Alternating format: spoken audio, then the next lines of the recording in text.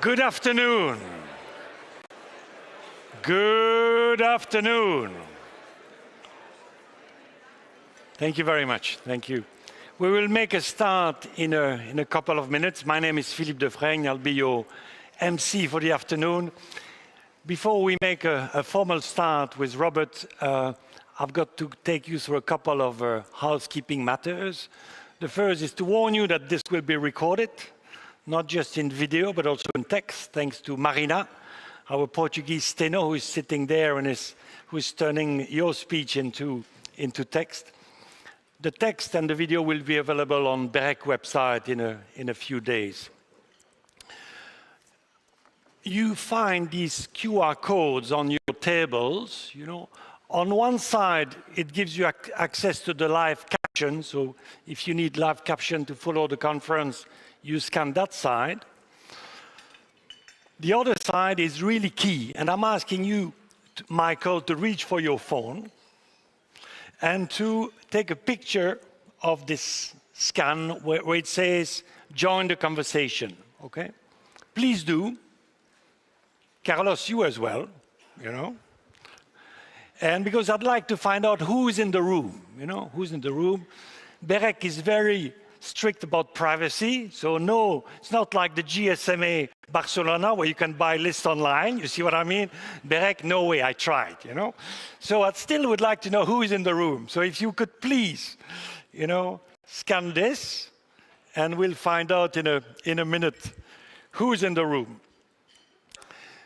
While you've got this tool, I very much hope you're not shy, and when you want to ask a question later this afternoon, you will raise your hand. And if I'm not blinded by the light, I may be able to give you the floor. If you're too shy, it's possible to ask questions using that app as well. If you ask your question online, state to whom you're addressing the question. You know, is it to the regulators, the operators, the Commission? Okay, let's wait a little bit. It's still moving, still moving. Fixed operators are catching up. I don't know what you do if you're fixed and mobile on this thing, but anyway, that's another matter. A word on the beautiful blue bulbs that you find. I know that's the reason why you came, you know, for these blue pills on your table. So Berec's chief communicator is becoming more and more of a poet. You know, Ilsa should get a prize for what I'm going to read. The light bulb symbolizes the success of innovation, the power of expertise in shaping the future, and the limitless potential of creative thinking. Ladies and gentlemen, you know, wonderful, wonderful. And apparently, the more chocolates you eat, you know, the more creative you become. That's the promise. That's the promise. Okay, more seriously, I really hope you're going to find this afternoon useful, and that at the end of the day, we all work for European citizens, for end users. So I hope that this fruitful discussion will give rise to better policies for a greater Europe. Thank you very much. On that, I would like to invite on stage Robert Murick, incoming chair, BEREC chair 2025, so next year, and chair of Comrec. Robert, over to you.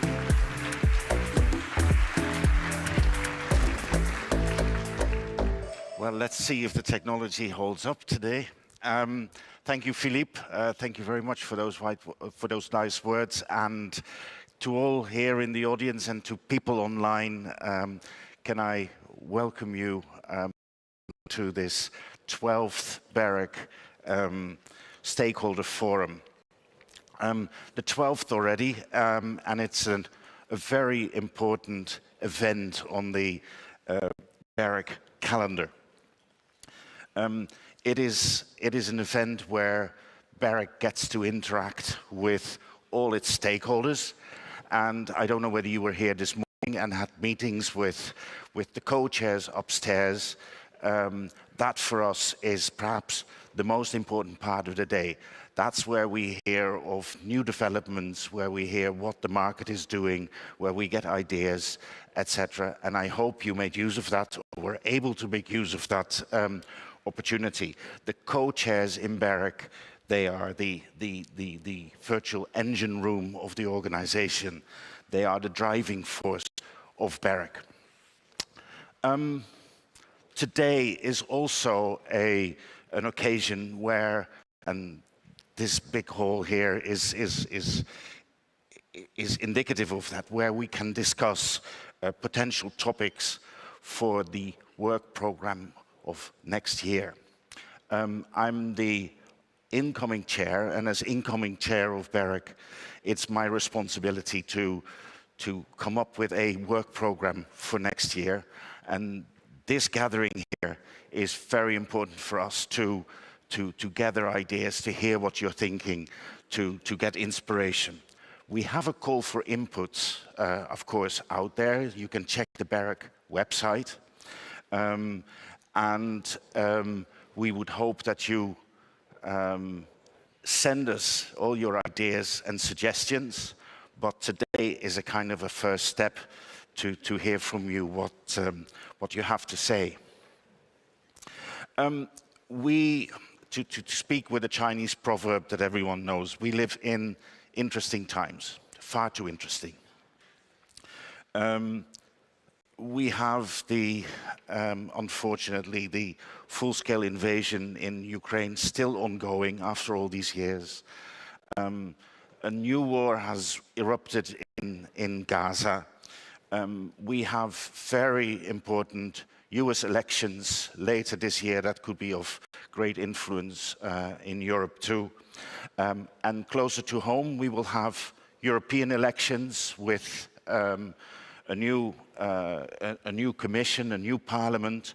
And on top of that, we are closer again. We're looking at a white paper being published. We know that next year the code will be revised. We have a large number of digital pieces regulation being implemented. The BEREC regulation is going to be revised. So against this backdrop of change and uncertainty, we have to come up with our work program for next year. And what I wanted to do today in a few minutes is explain to you how we're going to come up with that work program. We started already back in January when we sent the outline work program to the EU institutions, to the Parliament, to the Commission, to the Council, and we are awaiting their feedback. In parallel now, we are seeking your inputs from all our stakeholders, externally and internally in BEREC as well, to see what we need to do. The outcome of that process will be that in May, June, around that time, we'll gather all the inputs and weigh them up against each other and see how much capacity and time we have. We will collate them and evaluate them and then discuss them in BEREC at the various plenaries. Hopefully then, by October, we will be able to have a public consultation, and in December, we should be able to adopt the work program for next year. You can give your inputs before close of business on the 9th of April, and really, it would be very much appreciated if you do. We're not starting from a blank sheet of paper when we draft our work program. Tasks set out in the code, in the BEREC regulation, are of influence on the work program. We're required to produce a set of guidelines for from the Open Internet regulation, for example. That is part of the work program. Similarly, in the roaming regulation, we have to produce a set of guidelines for wholesale and retail roaming. That goes into the work program. We are part of the high-level group for the DMA, and as we could see recently, that the Commission asks for advice. That is part of the work program. And then we have this kind of, I call it the Donald Rumsfeld category of things that we know will come up, but we don't know how big they are or how much work they will involve. The white paper, for example, will probably require us to comment next year on proposals. We will, as I said, we will have the European Communications Code being revised. That is part of the work program, but all we can do now is reserve some time. And then we have things that will pop out from left field, things we don't know that we will need to deal with. They are the unknown unknowns.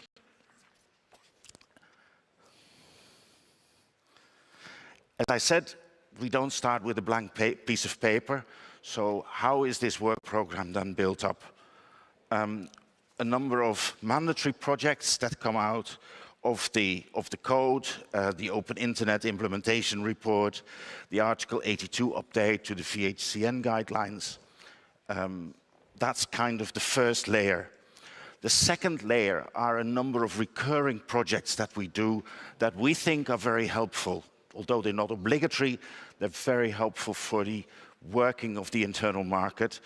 For example, the regulatory accounting and practice report, the WACC parameters that we calculate.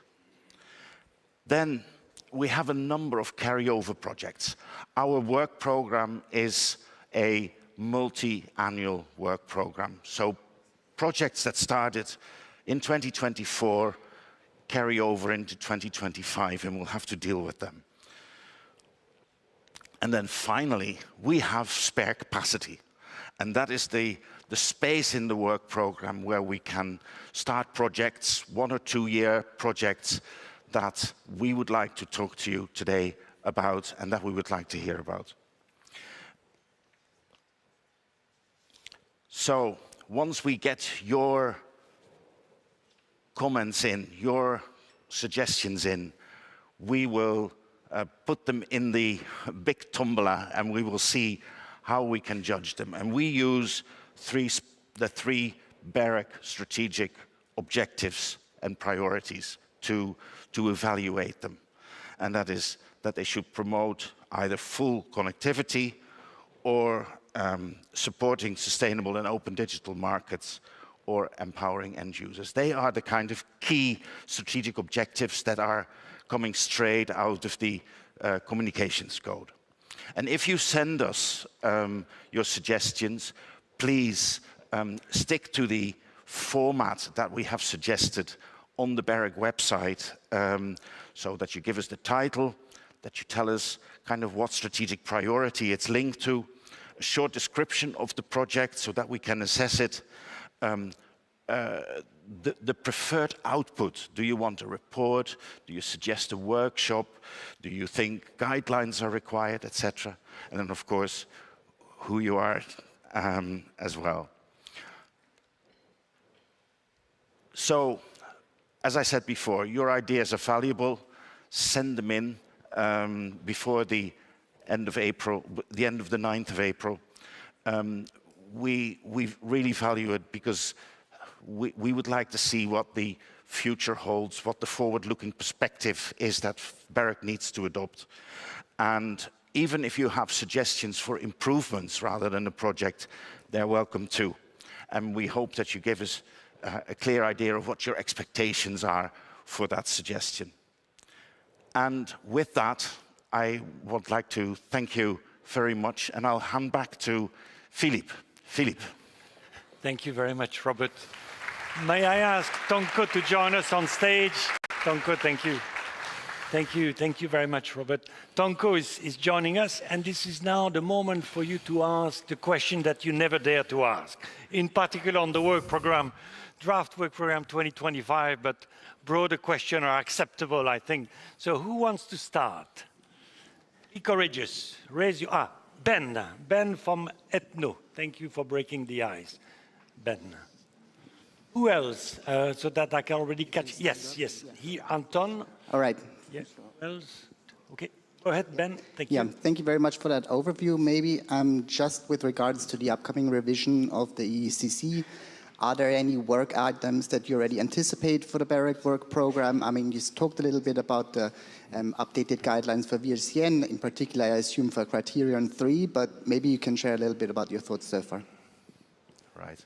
Shall I take that one? Yeah, that's an easy one. Yes, as I said before in my speech, we have kind of reserved time and space and capacity of our working groups to deal with the revision of the code. The problem is we don't quite know what the scope is going to be, what the how much work is going to be involved. So at the moment, we have this kind of catch-all piece of time that we've set aside. But it is very much on our work program. It's very much something that we will have to deal with. We just don't know exactly what form it will take. If you have certain ideas about that, perhaps you have information that I don't have, then let us know.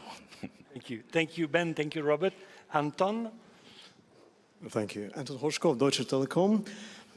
My question is driven by a very visible and ever-increasing convergence between the services, but also the networks provided by traditional telcos, and also by other players such as like content providers, hyperscalers. Well, we are facing, as telcos, we are facing an extremely broad range of obligations. The best example is, for example, in consumer protection. We have to summarize the pre-contract information, then we provide summary of the contract, then if God forbid we want to change anything in the contract when it still runs, then the customer will normally be able to depart without any fees, any penalties, and so on and so on. And when, I think this is also something which we have all of us, or at least most of us, experienced personally, when there are major changes in terms and conditions of some digital services, then it goes much easier and smoother. It's very often just like a brief list of what is being changed in best case, and then there is down below a lonely button removing all uncertainty. Agree and proceed. So this is why my question towards both chairs, whether you see the need to look deeper, compare and think about the changes in the level of burden upon the traditional telcos and the hyperscalers? And if yes, then which would be the priority areas for that, for you to look in the coming years into that?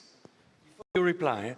We're running already late, so may I ask the next people asking questions to keep it short. It was a good speech, Anton, but let's try to keep it short. Okay, go, please. Okay, I'll take this one. Well, you're right. Markets do converge, and this line between telecom service and digital service is blurred. And maybe we should think about introducing some kind of new obligations in a digital world for possibly some services of big tech. On the other hand, many of these classic telecom-related obligations emerged through the times, well, as a result of some behaviors on the market. So in any case, we need to protect the consumer. So I think we should discuss it, maybe with the review of the code. So Maria, then Luc, and then Claudio. Okay. Yes, Maria Teresa from CCA. So I have a question on the Data Act implementation. In particular, the BEREC work program talks a lot about cloud switching provisions, but maybe could you give us more insight on how BEREC plans to implement also other provisions of the Data Act, and also when personal data are included and involved, is BEREC maybe thinking about a collaboration with the European Data Protection Board, Supervisory Board? Okay. Well, yes, you're right. We talk a lot about switching. For the other part of your question, well, it doesn't come so natural to us as BEREC, and also we have to see for the national designation of our membering NRAs. But yes, as BEREC, we are really deep into all digital files, and so we are into Data Act, and we will discuss. Maybe it could be addressed in the next work program. And if you have some concrete idea on what we could do, you can as well contribute to this public consultation on the work program. Thank you very much. Luc? Yeah, good afternoon, everybody. Luc Hendricks from ECTA. I have a question for both of you, and it's a recurring question that we have every year, I would say. They are very important files that are on the table. The experience that we have had with the last files, and certainly the gigabit connectivity recommendation, is not so good, as you say, because at the final, the Article 74 is still not in line with the code. And what and how could BEREC improve the public debate and make sure that all those topics that can be largely debated in public, in a way that if somebody says something and another person disagrees, that those exchanges of views and contradictory views can be discussed in public so that everybody understands what are the positions are. Thank you. Well, the stakeholder forum is a place where we do that. Well, currently this is the only large public event which we organize, but we are open to any kind of discussion. We have a lot of workshops. Those workshops are external, are open to such a discussion. Okay, they are maybe not so public.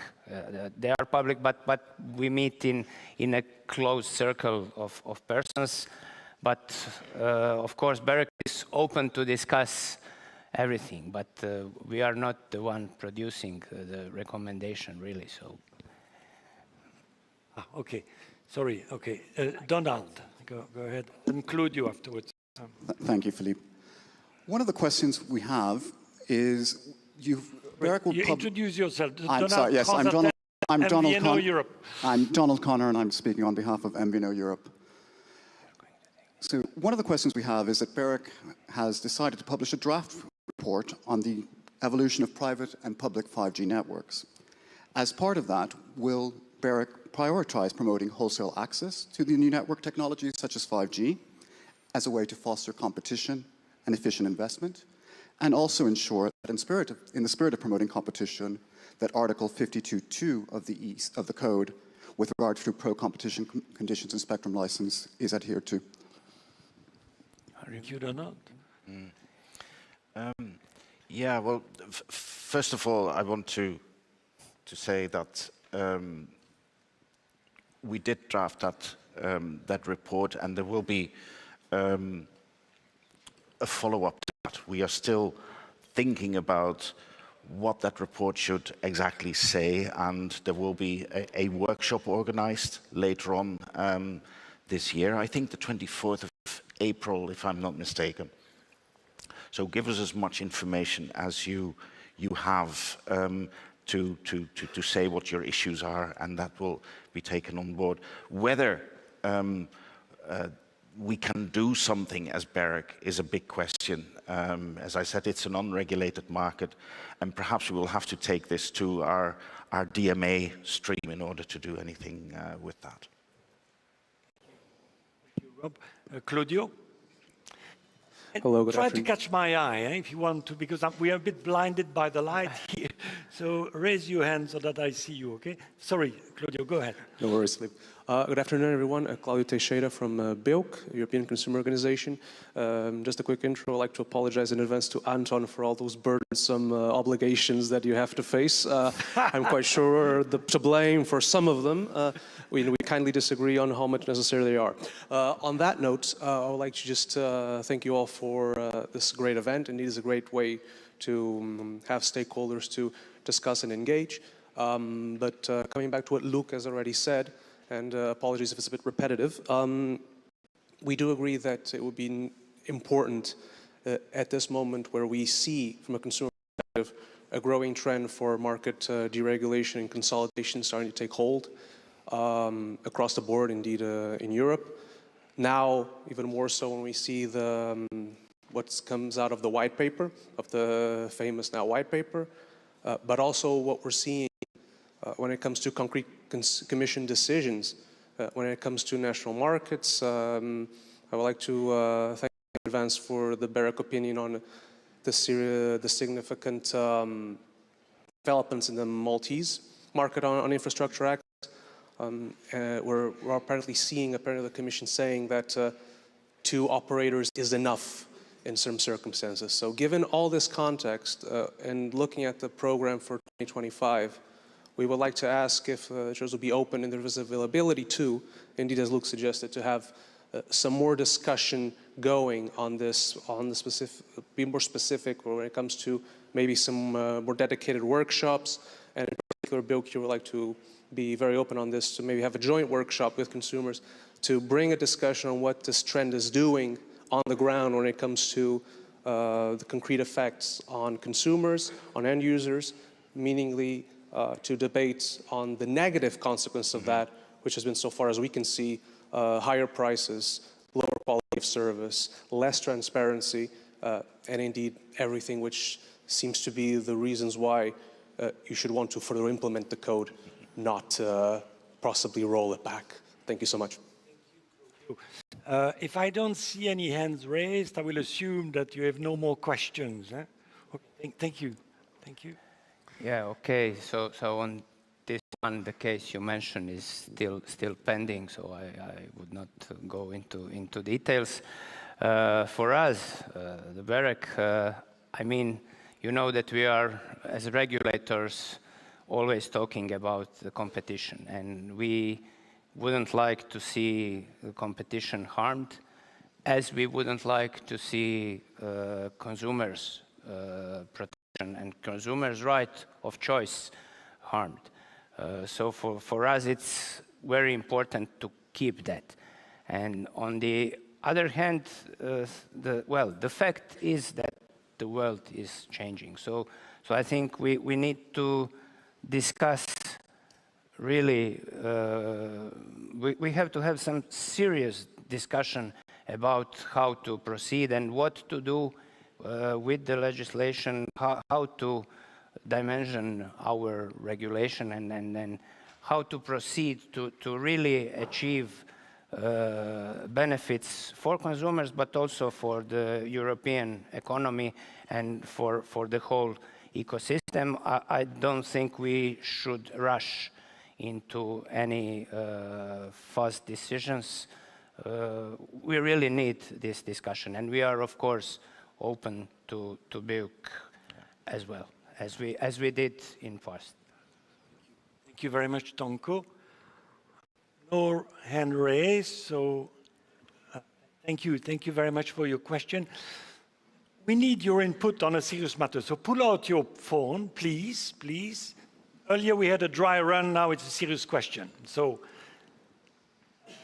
can you see the question? And Tonko, Rob, stay put. We will visualize the result in a minute.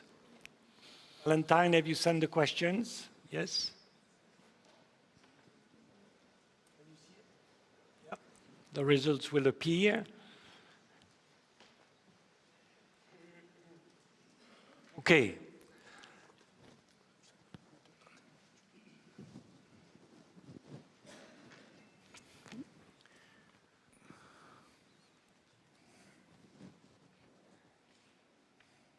Moving. Please vote. This will determine the future, your future, the future of the telecom industry in Europe for the next 10 years. So, have your voice heard? Berec? No? Well, it's still moving. Look, you see, more external workshop. Are you voting with several phones?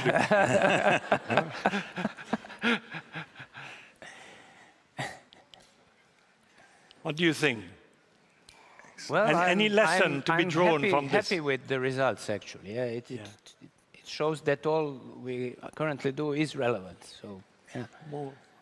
More common approaches. Well, yeah. we can. Well, it seems to stabilize. Thank you very much for your thing. Please join me in thanking the chairs for their great job. Thank you. Thank you. And I'm now delighted to welcome Roberto Viola, Director General of DG Connect. Thank you, Roberto, for being with us.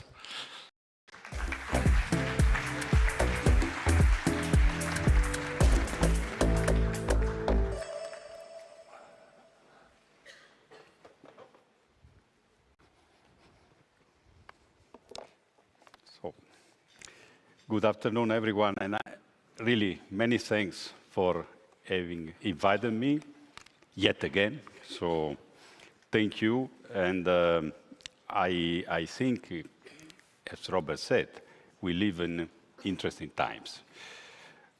Unfortunately, interesting maybe is not the right word, because also we live in dramatic times. And all my solidarity and support to the colleagues and friends from the Ukraine NRA. Thank you very much for your work.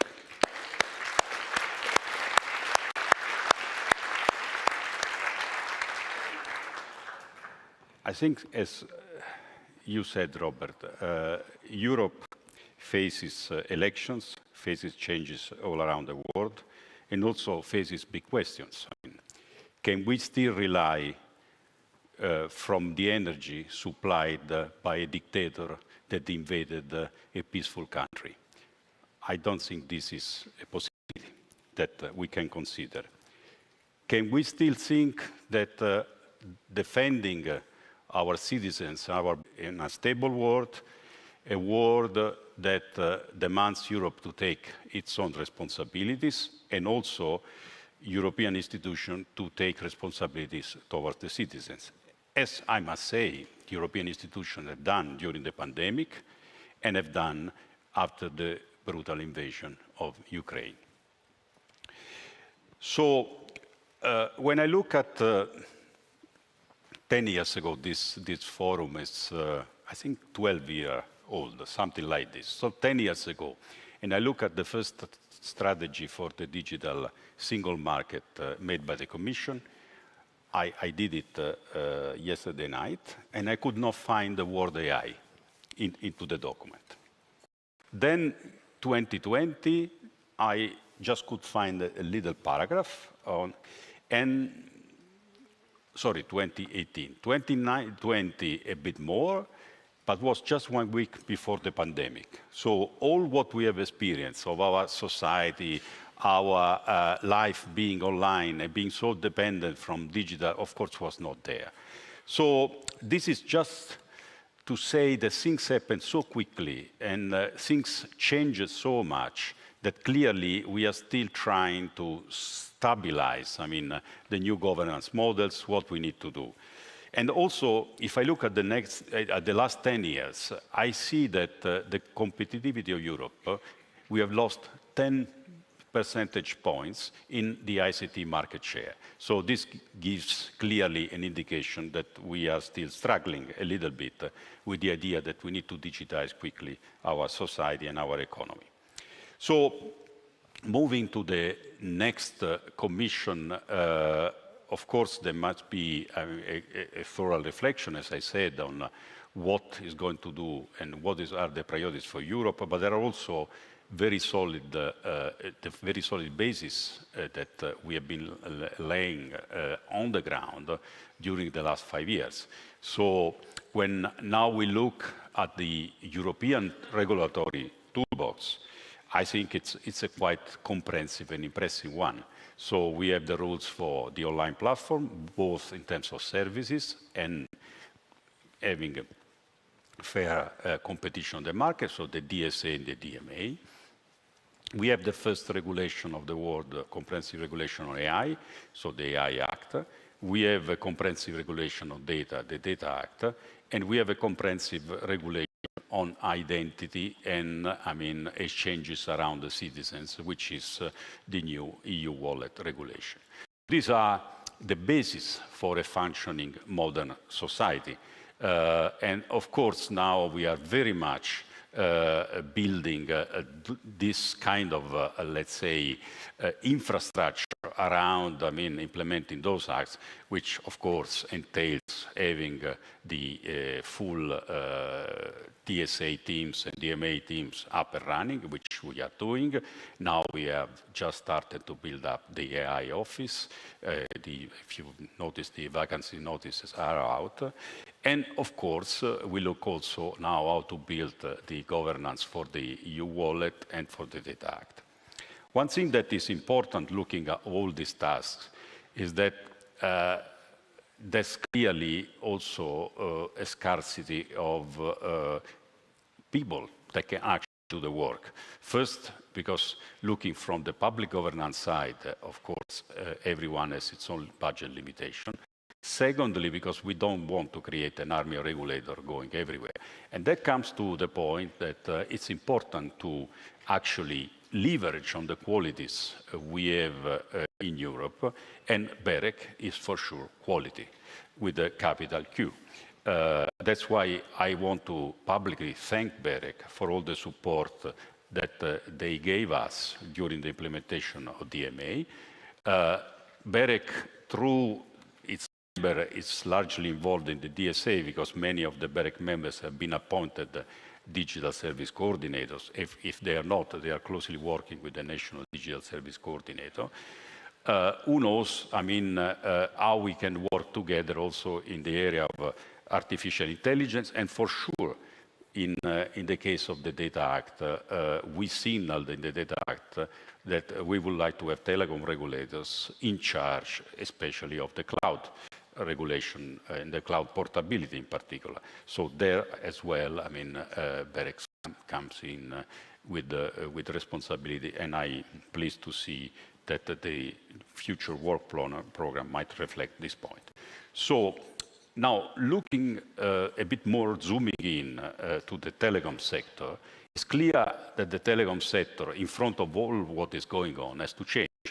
Has to change because, frankly, it is already changed. So that's why we have presented a white paper where we clearly say what the Commission thinks are the elements of this change process and what we are suggesting to be the potential remedies, the potential new ideas that could contribute to this idea that at the end everything converges into offering, digital services and infrastructure to our citizens.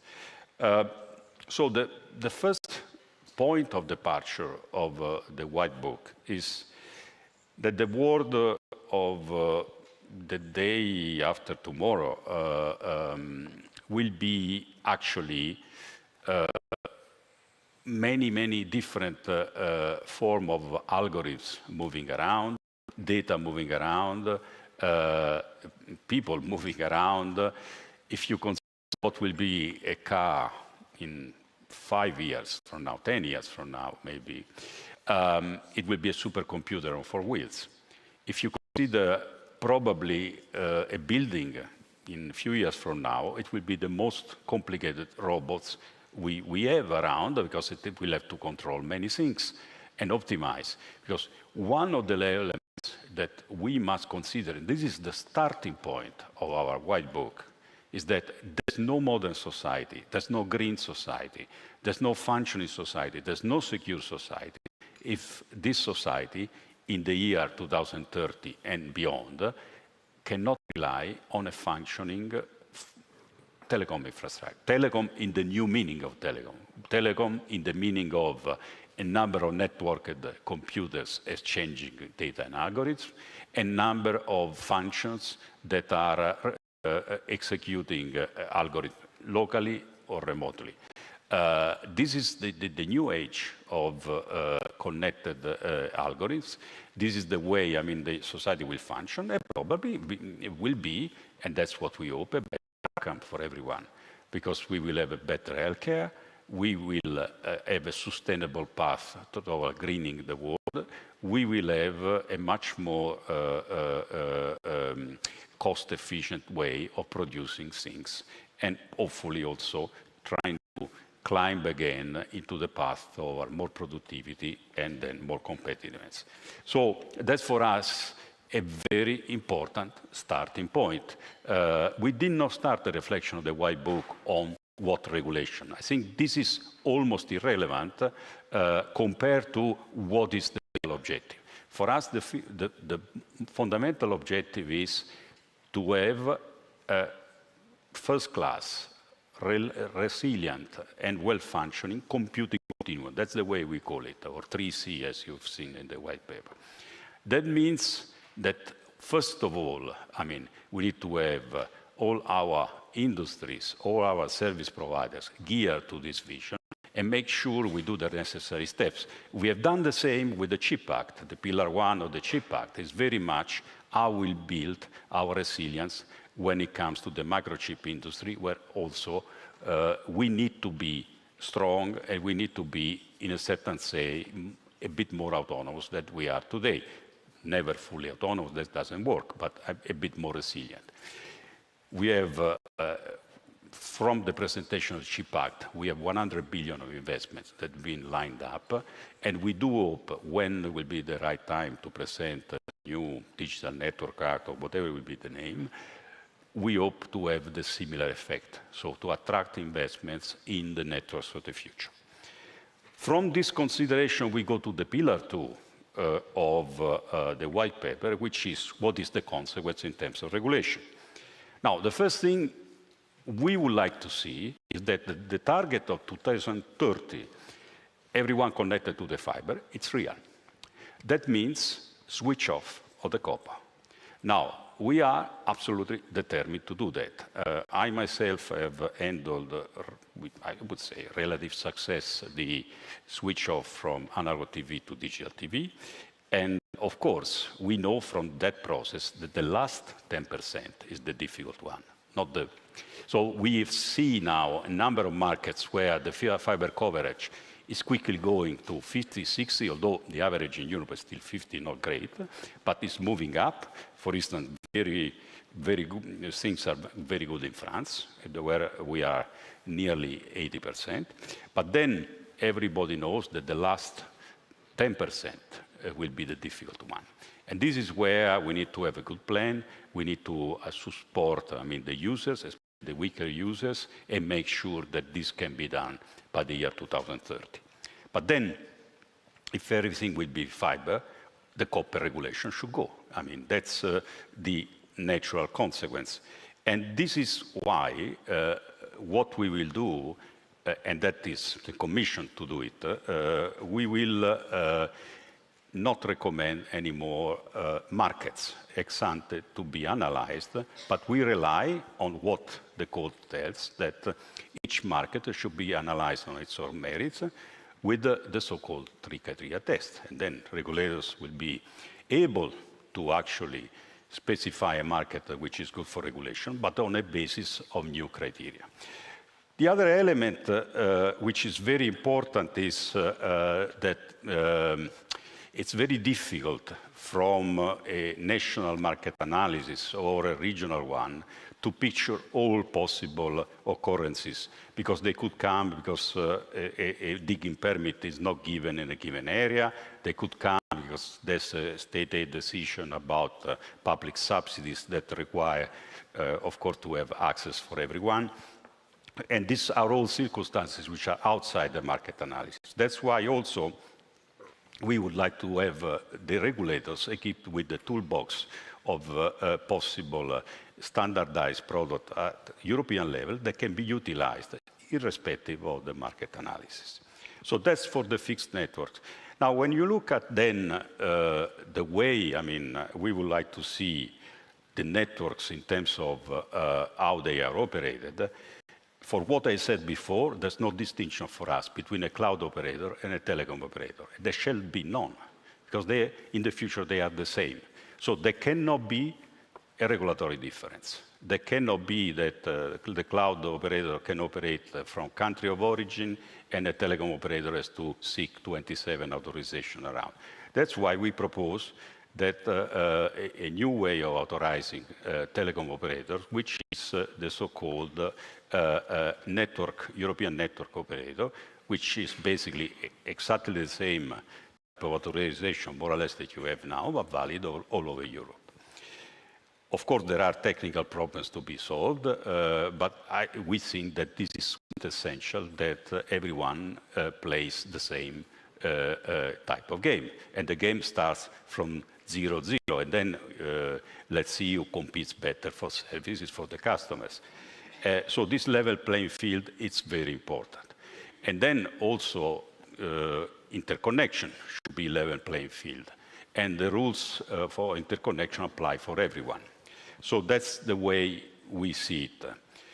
Another important element is that if we want to have a real transition to 5G, because many of the 5Gs that you see in your phones, it's a bit of a 4G trick that looks like 5G.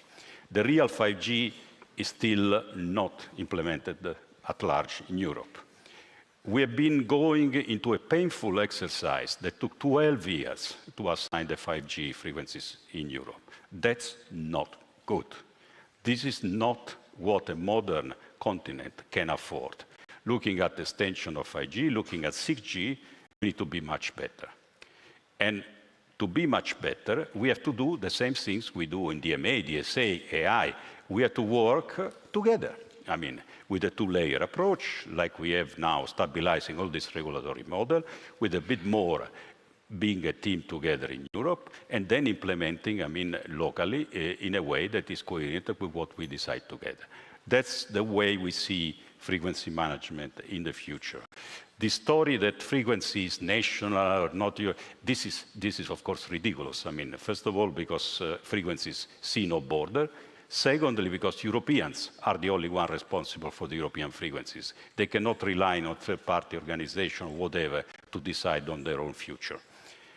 The last and the most, in a way, most important element, but it's that we need secure networks. We cannot rely in Europe on unsecure vendors. We cannot rely again on others to make sure that our networks are secure. We enjoy a good industrial position. We have two trusted vendors in Europe that do an excellent job. But of course, we have to look in perspective to this much more complex network and make sure that, we are able to be part of this transformation. Also, we must control much better what goes underwater. There are only few repair ships in Europe. And as signaled in the white paper, the Commission is ready, if necessary, even to finance repair ships, as we are doing with Canadair for firefighting. The Commission is ready to put money, as we are putting money, to actually support projects. And as you have seen in Connecting Europe facility, there are a number of cable projects now we are supporting. Through the Global Gateway, we are also willing to support. The only thing we cannot do is think that Europe can be isolated from the rest of the world, or once again, others to think about the connectivity of the future. If Europe wants to be a data hub, wants to be, attracting data, and trying to offer what is our model, which is a human-centered way of looking at the future, then we need connectivity with the rest of the world. And that's another important element we have in the White Book. Now, we have published, we have been very clear and outspoken what are our ideas, but of course now we stop and we are in listening mode. There will be a consultation. I hope all of you will participate, and there will be then a discussion. We will also discuss deeply and brainstorm with BEREC, our BEREC friends, because we really value their input, and also because a bit as a result, also what comes out of the consultation, the white paper, then we'll discuss also the revision of the BEREC regulation later. But first, it's very important that we stabilize our idea on this overall ecosystem of communication, and then together with BEREC, we'll also think about the future of this very important and very well-functioning organization that is BEREC. Thank you very much for your attention. Thank you very much, Roberto. Thank you. Thank you, Roberto. Thank you. May I ask Ingrid, Camila, Carlos Costas, and Richard to join me on stage? And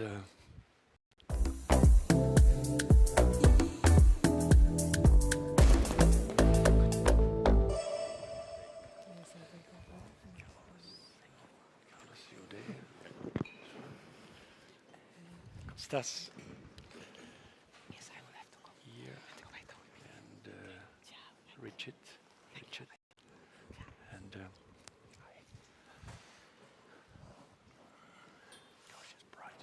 the title of this session will be familiar to you. How to Master Europe's Digital Infrastructure Needs. Sounds like the title of a course, of an executive course in a business school, but of course this is the title of the much-awaited white paper, and I'm sure this is a session that many of you have been awaiting.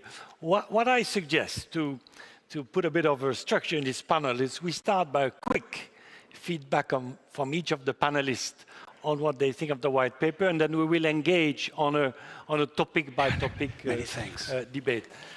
This is the day where the regulators listen to industry, so let's first ask the industry. Ingrid, what is your reaction about what? Happy, unhappy, not understanding what's in it? What is your mood? Good afternoon. Thank you very much first to BEREC for inviting me to represent Iliad today. Very honored to be here.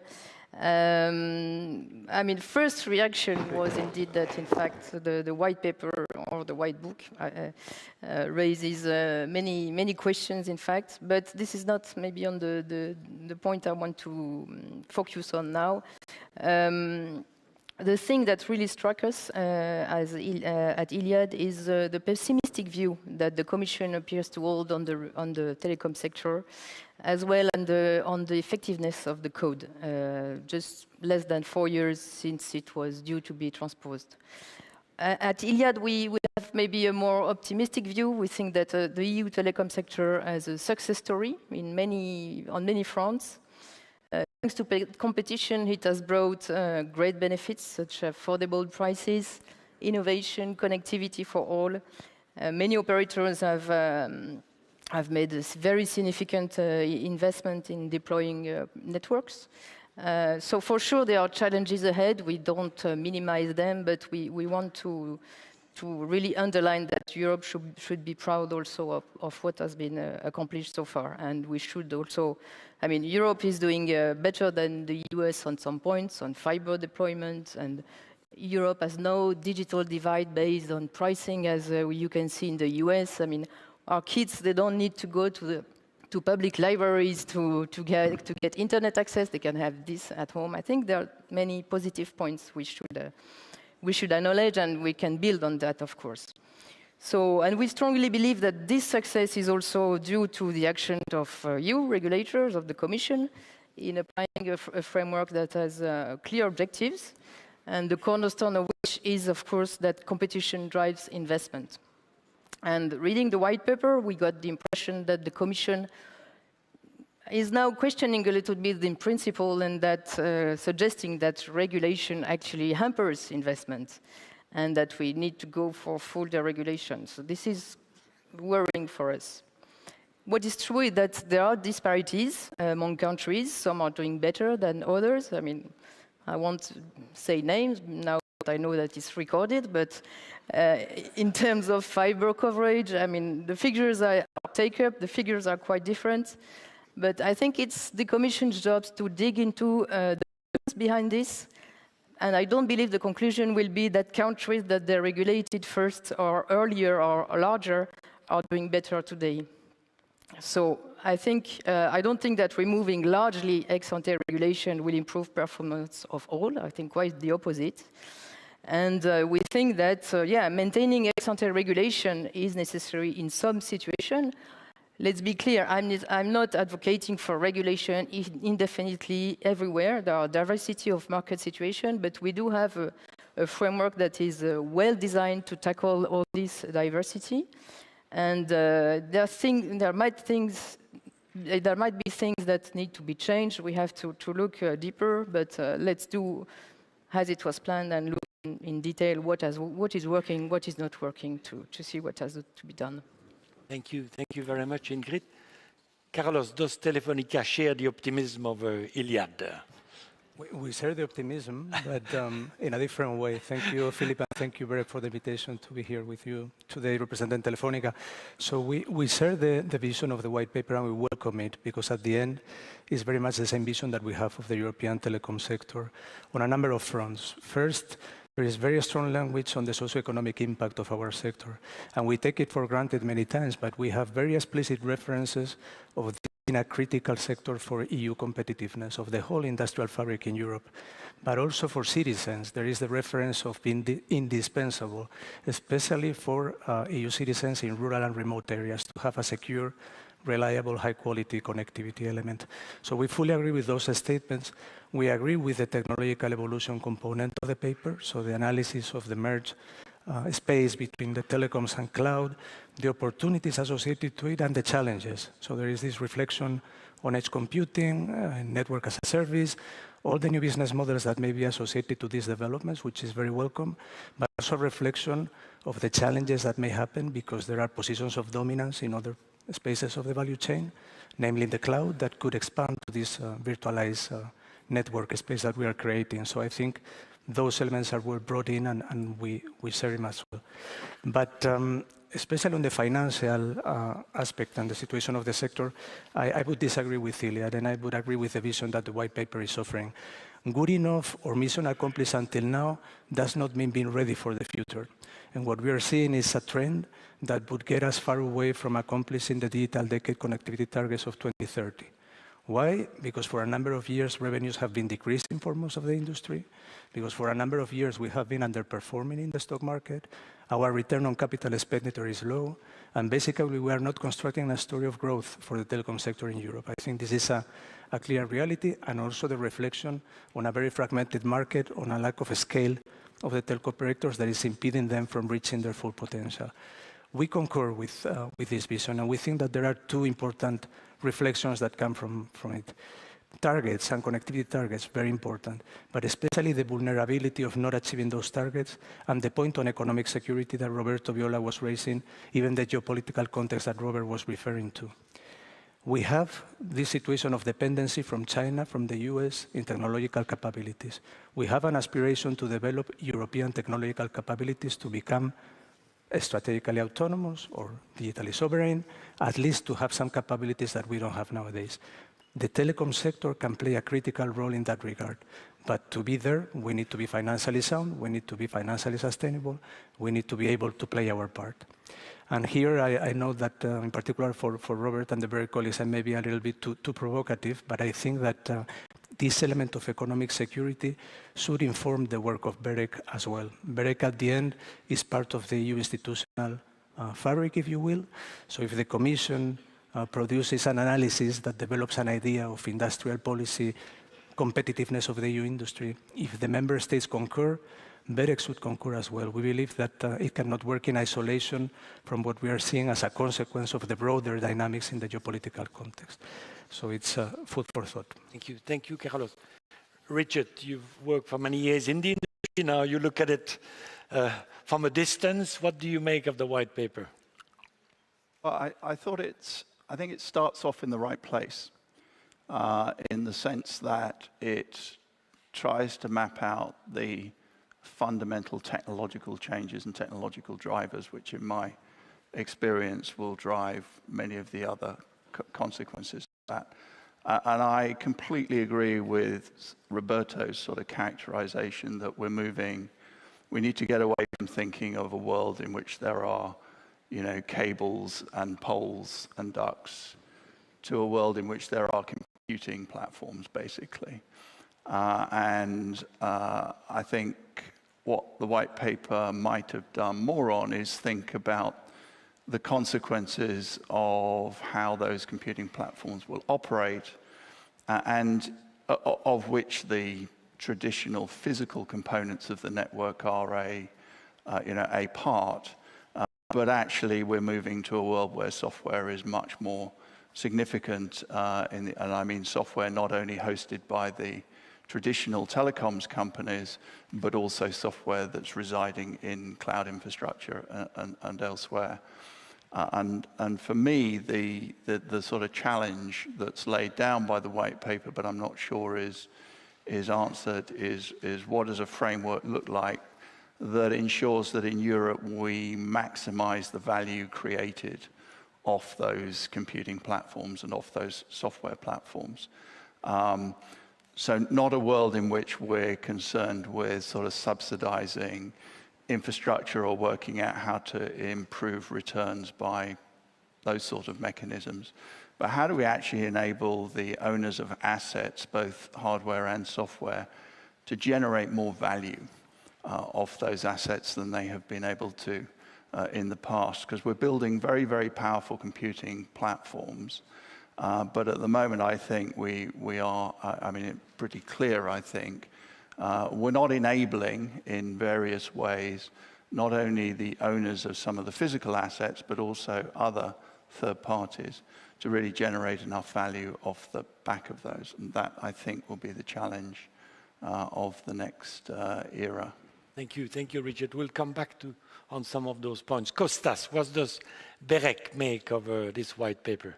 Is it welcomed in BEREC circles, or, It's always welcome, and I'm always optimistic, and more or less I will agree with Richard. So the way I see the white paper is, on top of everything, a vision paper. So we need to have, before discussing any details, a vision for the network of the future.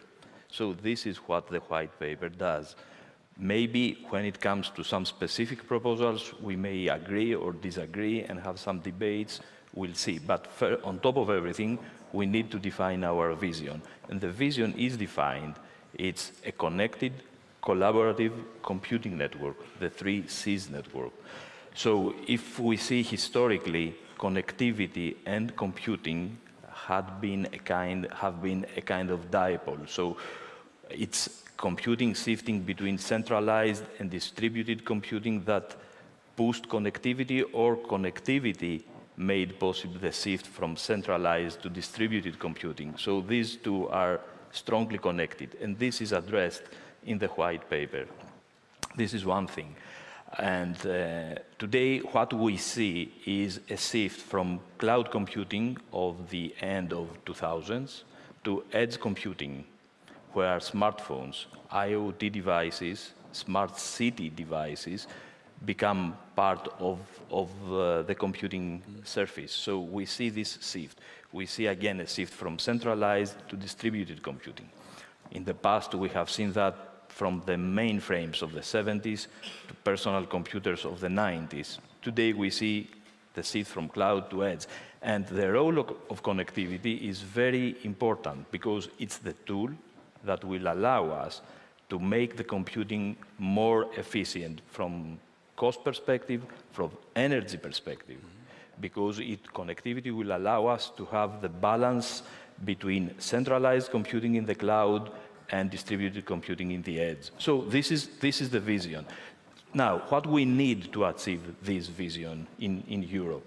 In my opinion, first, we need cutting-edge technology. And to have this, we need innovation. And Pillar 1 of the white paper discusses the development of an innovation ecosystem. And in my opinion, regulators play an important role also in this innovation ecosystem because we need to be careful whether to regulate, over-regulate, or early regulate, because such decisions may block innovation. So we need to be careful. And we, regulators, have a role to play in this innovation ecosystem with collaborative regulation, with regulatory sandboxes, with different things.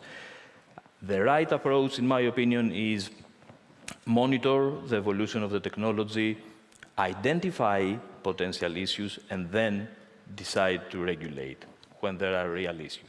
So this is one thing. The second component is the regulatory framework. This is covered in Pillar 2 of the white paper. And different issues are discussed. Authorization, the concept of a centralized core network, universal service, spectrum issues, copper switch-off, access framework for a full fiber environment and transition.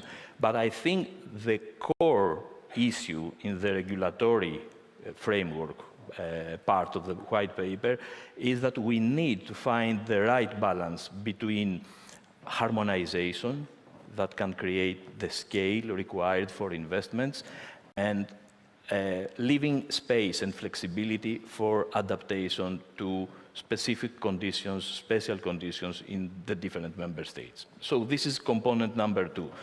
And the third one, we want to deploy very high quality and very expensive digital infrastructure in Europe. So we cannot neglect security and resilience. This becomes an overriding issue in this discussion. So we need to address security, resilience, cybersecurity, and this is covered by Pillar 3 of the white paper. And if I would add only one point in this security, resilience, cybersecurity issue, I would say that as regards cybersecurity, and given the trend towards software-defined networks in the future, we cannot talk about cybersecurity if we do not consider cybersecurity also at the silicon level, semiconductor level. We need traceability at this level to make sure that our very expensive and high-quality digital infrastructure is not compromised. So this is my take of the white paper. Thank you. Thank you very much, Kostas. Camilla, I'm not asking you what you think of the white paper, but please jump into the conversation whenever you feel like it. And otherwise, we'll ask you for your impression at the end of the conversation. Perhaps a first topic that I'd like to discuss, you mentioned scale, Kostas. And there is this statement in the white paper that says that investors, one of the obstacles for investors to invest in telecom projects in Europe is the lack of sizable assets. Assets are too small. Huh? And from there, the white paper draws consequences in terms of, you heard Roberto, country of origin, pan-European allocation of spectrum, and so on and so on. But let's put the regulatory consequence on the side, and let's talk a little bit about, this need for scale. And we all know there are many ways of achieving scale, vertically, horizontally, in a country, across countries, in a sector, across sector. So shall we change a bit the order? Richard, do you want to go first on that and say, what do you think about the Commission reasoning on scale? Well, I mean, I don't know what the investors or who the investors were who were saying that. I mean, my short answer is the market has spoken on the benefits of assets being held by large pan-European companies. And what the markets say is we can't create sufficient additional value from those kind of ownership structures, which is why you see, my former company, one of the leading pan-European asset holders, divesting itself of assets. If you could run them more efficiently and better by holding them in a pan-European structure, you would see the capital markets forming those structures. I mean, I'd love it to be economically true, but I think you can't buck the market here. And so, to my mind, there's quite a bit in the white paper. I mean, also on sort of creating new pan-European scale cloud computing infrastructure. Again, I think the markets have already spoken, frankly. Thank you, Richard. Carlos, Telefónica, what do you think? Scale, do you need scale? And how, if so, how do you want to achieve it? We need it, Philip, and we need it first in market. I think that it's clear that the efficiencies that come with the process of mergers and acquisitions are really related to the gains that you can get at national level before thinking about cross-border or pan-European consolidation. And it's becoming sort of a debate of two fronts that don't seem to reach a common understanding, but we always believe that there is no mantra in terms of the number of operators that you need in a given market. What you need is investment, you need innovation. There is this extreme concern about prices increasing for the end users, and there is not enough reflection on the benefits that bigger players can provide in terms of bigger capacity to invest and bring quality and bring good networks to those citizens. In June last year, in the Eurobarometer, there was a consultation to EU citizens. 85% or so of them said that a secure, reliable, high-quality connectivity was essential for them. So if that is essential to you, and I guess that after the COVID pandemic, everybody would agree that that is a statement that we all concur with, I guess that you should be ready to provide a little bit more of money for a better quality network that would provide you the services that you want and you need. So I think those combination of static dynamics versus efficiencies and dynamic efficiencies and the constant delay of the ability to invest more and bring benefit to the EU citizens by investing more is one of the issues that we have to overcome. Yeah, thank you. Ingrid, Iliad is present in 3 markets, if I understand correctly, and Xavier Niel is present in many more. So, does your boss see any efficiencies from operating in many markets in Europe or not? I mean, does he buck the trend? I think there are efficiencies, synergies, but to a certain extent. I mean, I think there are some scales effects. For sure, the bigger you are, the easier it gets to maybe negotiate deals in roaming, with vendors or even content providers. So that's a reality. But mostly it's linked to scale effects, I would say. But we should not forget that telecoms markets remain mainly national. And when we invest abroad, we try to team up with operators that have maybe the same entrepreneurial spirit, the same challenger spirit. And so it's easier then to have a consistent marketing approach, our offers, like keeping things simple and transparent. But when it comes to marketing precisely these offers and to offer them, on the ground, it's pretty much done locally. So I think I would say yes, efficiency, but to a certain extent, given the fact that the telecom markets remain national. Yeah.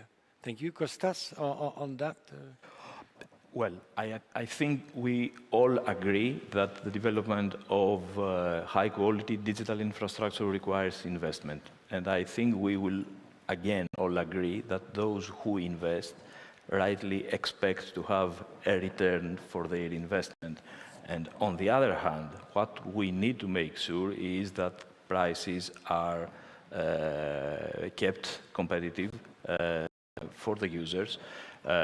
So we need to solve a difficult trade-off at this stage. But economies of scale have been traditionally a tool to address this kind of trade-offs. As regards the idea of the cross-border consolidation, the pan-European scale, I think this is interesting and we need to further work on it to identify the benefits on the economies of scale that this idea can bring. Two conclusions of BEREC in its response in a public consultation last year have been that for fixed networks, economies of scale can still be achieved at subnational level, while for mobile networks, economies of scale can be achieved at national level. So the idea of cross-border should be further analyzed to see indeed what kind of benefits we can expect from an idea like this.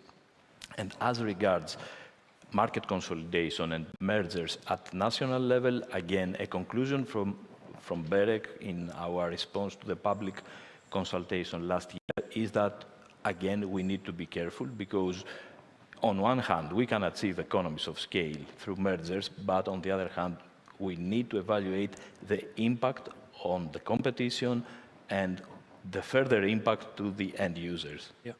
Thank you, Carlos. Do you want to jump in, yes, Camilla, on that one? Please do. And that indeed my role here is, after especially that Roberto spoken about the white paper and the vision that we develop, is more to listen, because now it's the time for listening to what are the views of stakeholders and what is the feedback, which, as you know, is open until end of June. But what strikes me in the discussions, and I had been in several since the adoption of the white paper, is that everyone sees this white paper from very different angles. And to some extent, sometimes I have the impression that, yes, there is recognition that we came with the long-term vision of the sector, both from the point of view of the technological changes that are affecting this sector, but also from the consequences of these technological changes with potential changes in the regulatory framework and governance, as Roberto mentioned. But when you start looking into specific issues, everybody sees and interprets what is in the white paper in different manner. And this is fascinating, which probably is also indication that we did the right thing, because you can all express yourselves. What is important, I think, and this is what you started with, and you mentioned, Richard, at the beginning, and also Kostas, and I also think Ingrid and Carlos, to some extent, we really started from the technological changes, to some extent technological revolution that is already happening. And this is something that we really need to take into account when we look at the regulatory framework. Plus, of course, also Pillar 3, which is very much based on the security and resilience, which is super important, and I'm very much looking forward to listening to what Alexander will be saying in the next session and the panel. And then look at the regulatory framework. I have the impression that we are often looking at what is proposed in the white paper from where we stand exactly now, from the past, not from the future. And this is what we would like to encourage with this debate. Please open up when we discuss specific provisions, specific elements that we propose, and there is a lot under Pillar 2 that we propose, including in order to address the technological changes and this revolution, to change to some extent, to keep the main objectives of the code, but enlarge these objectives, look into the competitiveness, look into industrial policy, look into sustainability provisions, but also look at the scope. What Roberto also mentioned, we would like to ensure that all that are active now in this, and will be active in this enlarged telecom sector, are operating at the level playing field. And that means also changes in regulatory framework. what I really encourage is indeed a plea for broadening your horizon. Okay, we heard you. Not to that extent, but it's. I find it super interesting that we look from our perspective, that everybody looks from their perspective.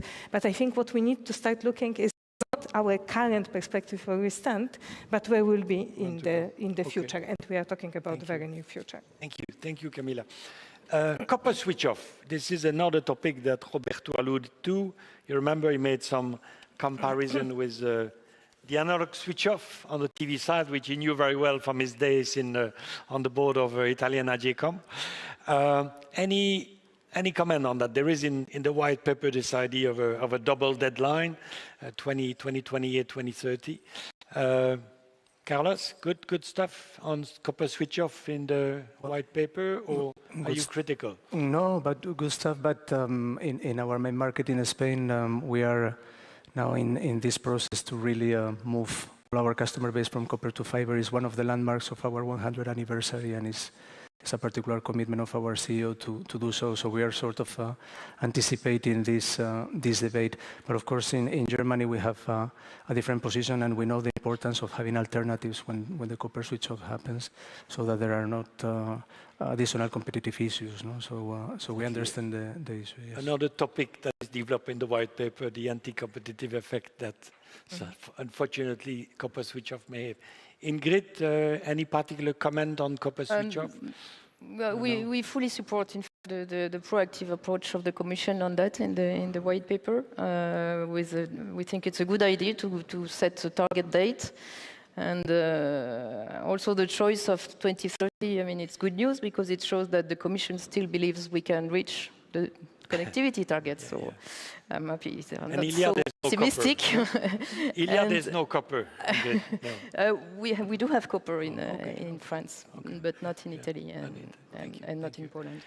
So yeah, and really generally we approve. I mean, I think it's also important that the NRA is proper involved in the process. Very important, because it should not be left to the initiative of the incumbent alone.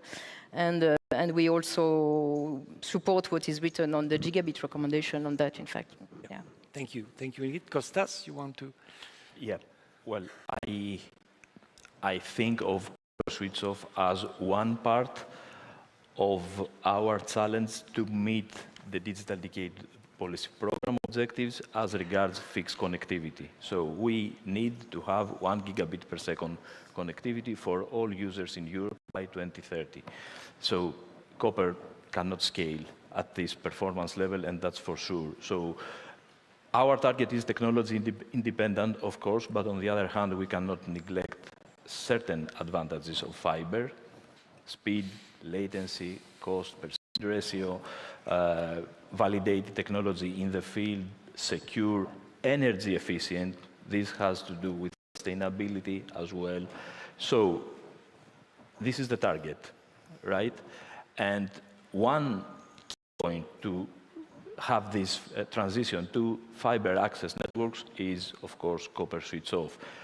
One thing is that copper cannot scale at the performance level, the quality of service we want towards 2030. The second thing is the energy efficiency issue, which is important. Copper networks consume much more compared to fiber networks because of the difference in active equipment used. And the third thing is we need to make sure that copper networks do not compete against our own investments on fiber access networks. So we need to make sure that this would never happen. Yeah. So all this means that we need to define simple, transparent procedures to switch off copper networks. Otherwise, we cannot achieve our fixed connectivity objectives of 2030. And one extra point on this, we need to address also the demand side on the transition to FTTH. And one way, of course, to do this is by consider pricing or even considering incentivizing the take-up of fiber services to voucher schemes, for example. Another thing, key point, is that we need to address how to transform homes passed with fiber to homes really connected with fiber. And this means how we bring fiber to the room for example. Copper switch off is a good idea, a good starting point to boost demand for fiber. That's my personal thing. Can I just add one point taken up from Costas? Copper switch off, but legacy 2G and 3G network switch off as well, because we do have a serious problem there with the e-call debate, quantified by GSMA as a potential drag of 400 to 500 million euros on the sector moving forward, and only a slightly reference in the white paper. So this is a topic to take seriously as well. Absolutely. Richard, do you want to come on copper switch off, or we move to the? Well, I mean, I'm all in favour. It's a dead weight. I mean, effectively running two networks is a dead weight cost. So I would say, we should focus on making sure the industry can then realise all the efficiencies that follow from the switch off. There'll be a big labour force restructuring. It has big consequences for employment in the industry. And if those persist for years following, we won't actually get the real benefits of it. The only other thing I'd say very quickly is, it seems whenever people talk about it, it's envisaged that the owner of the fiber network to which the customers are migrating is the same as the owner of the copper network which is being decommissioned. And I think we're going to have to think about what happens in a world where they're not the same organizations, and we're requiring the owner of a copper network to shut that down and to migrate their customers to somebody else's fiber network. I can see that not being entirely straightforward in various ways. And I don't know how significant that is, but I'd want to understand how significant that was and think about it. Thank you. Camilla. Indeed, if I may, indeed, this is a very important aspect and something that we also addressed in the gigabit recommendation, which Ingrid also mentioned in the context of copper switch off, because we do believe that the alternative product could be indeed offered by the fiber network operator, which is different than the copper network that is switched off. But indeed, it is quite complex, and it is a very important point that you mentioned. Well, I don't have much to add. You said this all. I think there is rather agreement here that this is a very important step forward. It is a necessary step. It is also another important element to take into account in the change of regulatory framework, because as Roberto said, if we are talking about fiber-only environment, that again changes the regulatory framework that we would be applying. So this is very much connected with other elements. I note what Carlos is saying about 2G, 3G switch off, which is of course very important. We do recognize this in the white paper. We do mention it. Indeed, we don't elaborate as we elaborated on the copper switch off, but indeed there are still significant issues to be solved, in particular on the emergency calls that we are trying to figure out now with member states, because as you know, the ball is with the member states for both ensuring the emergency calls, but also making sure that the commissioning can surely start and be implemented. So I don't have much to add to this one. Thank you. Now it's time to talk about the D word, that word that brings tears in some quarter and smiles in others. Deregulation. So the future of market analysis, the future list or no list of relevant market, the 3 criteria test. Ingrid, Iliad is the classical example that you give, in trainings on what is the investment ladder. Well, look at Free in France. It started by reseller and they climb up the value chain. So, what is a company that has benefited from regulated access for a long time? What do you make of the Commission intention of making the rules, let us say, more flexible? Well, yeah, I think I answered a little bit in my introduction, but we do think that, ex-ante access regulation has been, of course, very important. I mean, by the way, in France, it's a little bit different because it was actually symmetric regulation, not ex-ante regulation for fiber. So that is also another model that we would have very much liked to export elsewhere, but didn't work. It's not up to us to export the model, of course, but I mean, we try to replicate somehow the same. But to import it same in schemes, but I mean, it's a specificity, but also I think explains the success of France in fiber deployment. Yeah, I mean, why access regulation is also important is that, I mean, our experience when we started to invest cross-border by acquiring mobile operator, is that, in fact, if you don't have regulated access to networks, to fixed networks, it's really impossible to build convergent offers. You need that to build convergent offers. So this is a must, I mean, to stay on the market, to scale on the market. And so removing access regulation completely, I mean, I know the Commission will, I mean, Camilla will tell me it's not what the aim, what is the aim, but I mean, I'm always... The Italian or the Polish regulator to go through the 3 criteria test, and if necessary. I mean, but are you satisfied? Are you happy with that? Or? I think it would be difficult. I mean, we know from experience that once a market is not listed anymore in the recommendation, it's very high for a regulator to prove that a 3 criteria test is passed. So, I mean, it can be a few years, but after that, it's completely... Camilla, do you want to reassure? Let's have Camilla denying that immediately. That's a little bit my fear. So I think, I mean, to be clear, access to ducts is something really important. So I note that white paper proposed to put it in the list. Good news. I think it's the real bottlenecks are there, so they're very important to keep it.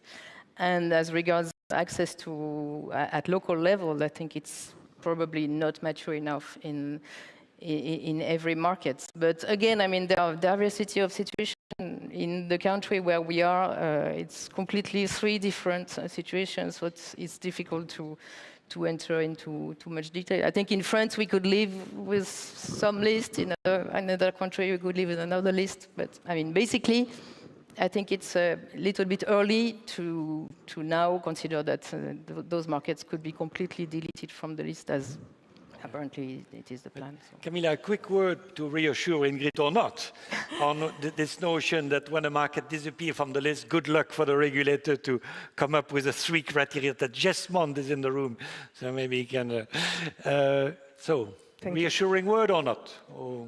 To some extent, yes, I think. And this is something that Roberto also mentioned. Again, we are talking about the new realities of the fiber-only environment, which would be different than the copper environment. And that's why this phasing out of regulation, we do consider that is necessary. On the recommendation on the relevant markets, indeed, back in 2020, we've been looking and considering potentially recommending access to ducts.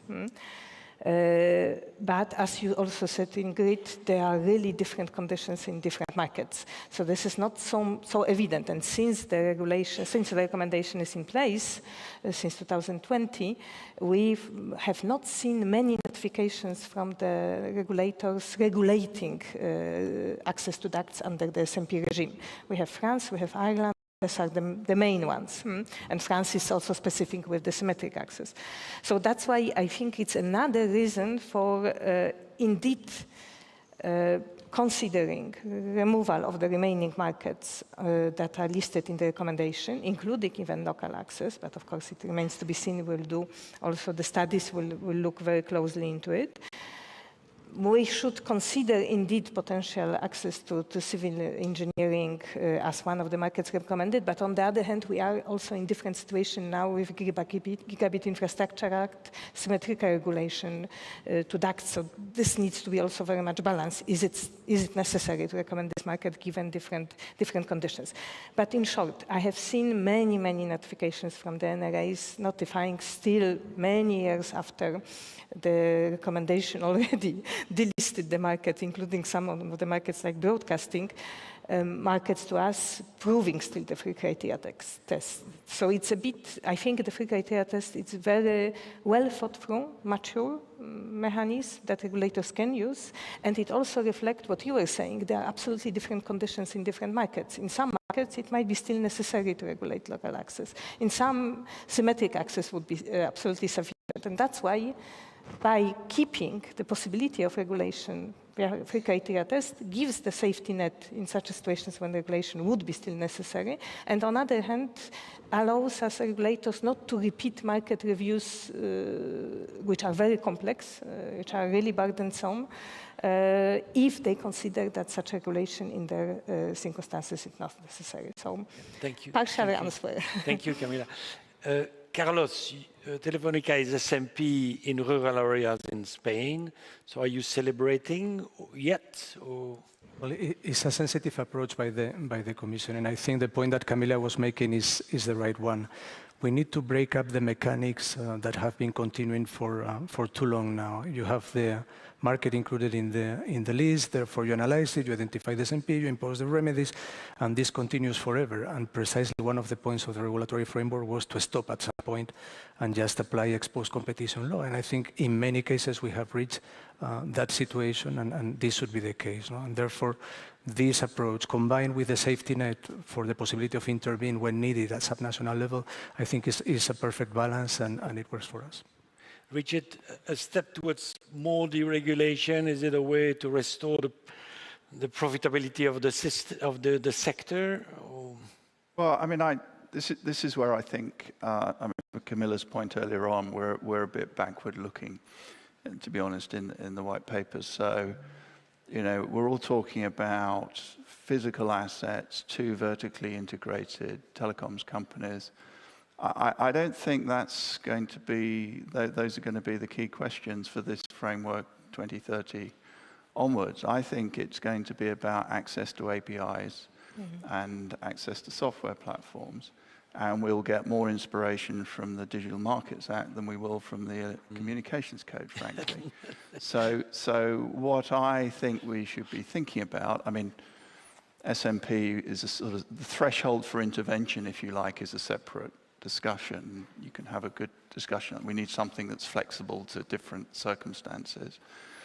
But the bit that's missing for me in the white paper, really at the core of the white paper, is in this virtualized network environment, you know, what are access remedies and what does access look like?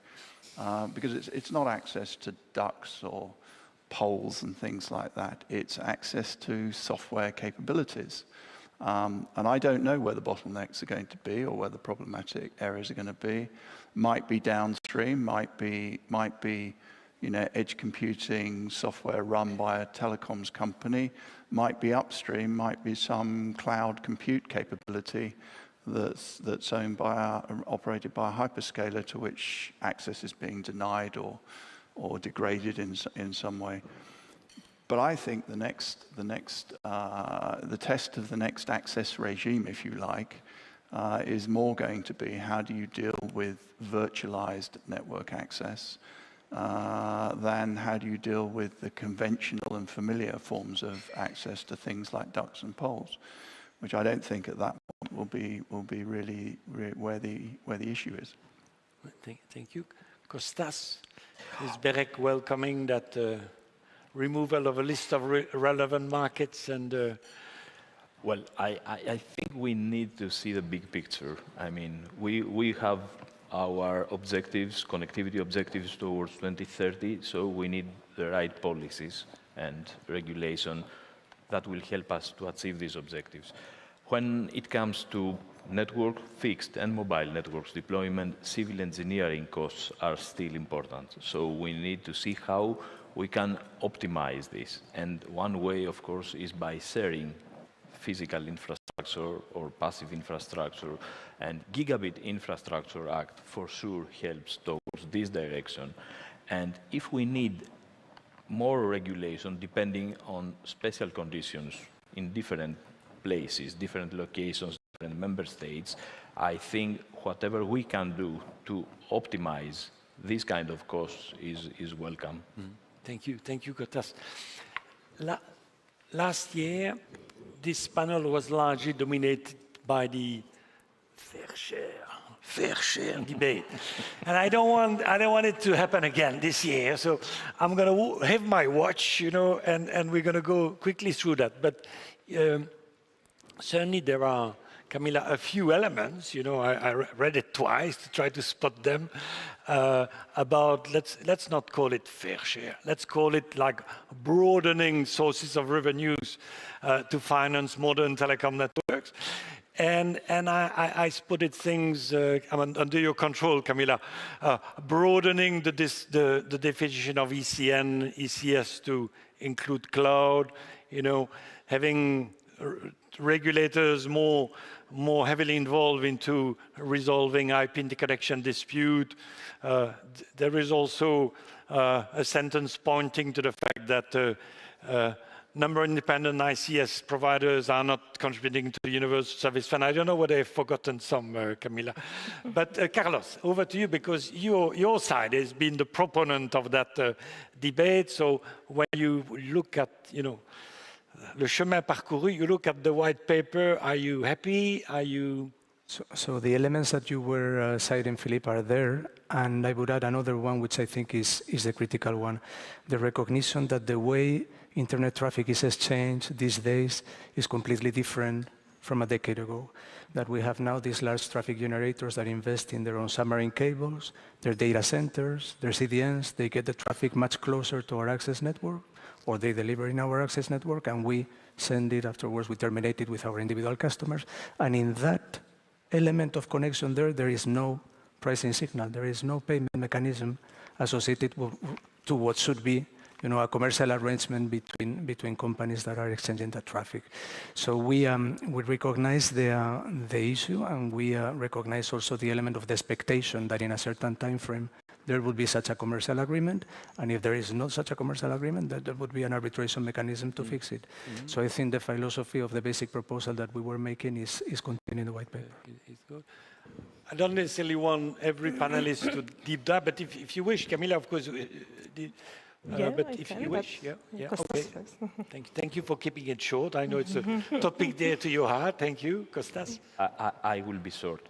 I think we all agree that we see a convergence in traditional electronic communications and cloud computing, and so we see new stakeholders in this field of electronic communication services market. This is what our report that has been recently approved for consultation on the entry of content application providers in the electronic communication services and networks market tries to address. So this is one piece of work of BEREC this year, and we will come back in June when we will publish for consultation the IP interconnection ecosystem and market report to evaluate the IP interconnection market, because it has been quite central in this discussion right from the beginning. Yes, indeed. Your report has been absolutely read by all sides, giving it a different, you know. But just on maybe on fair share.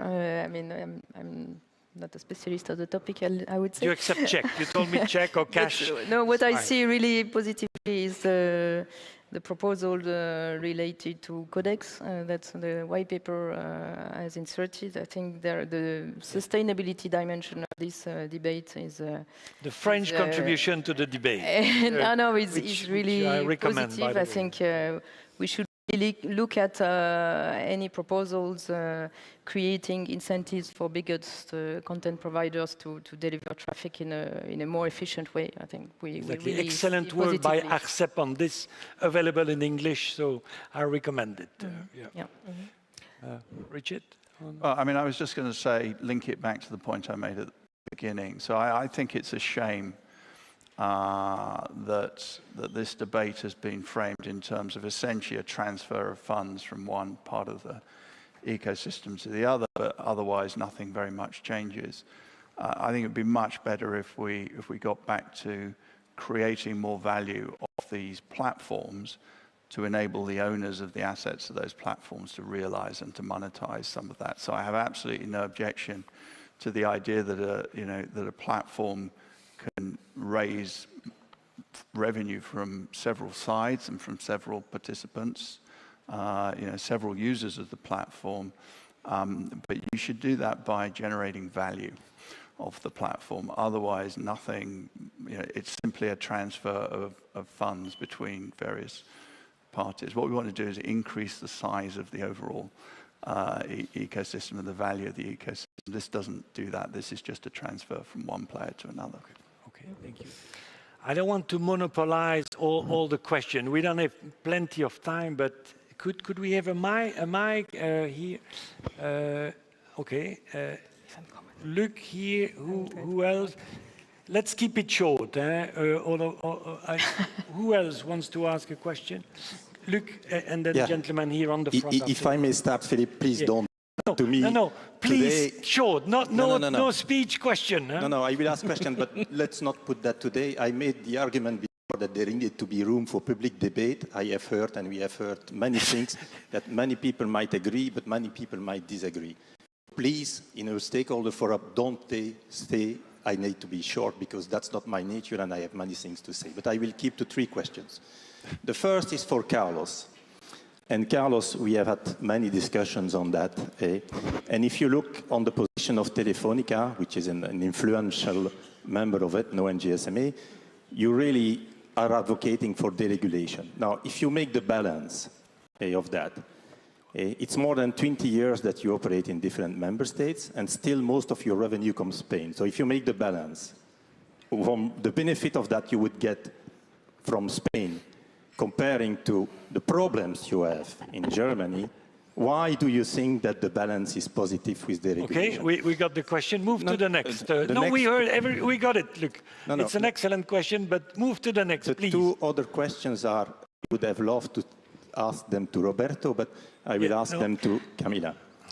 So there is a white paper that tends to go in a kind of industrial policy with a vision. And when you have a vision, we hope that people in the Commission can express this vision of what is the end point or what is the desired end point.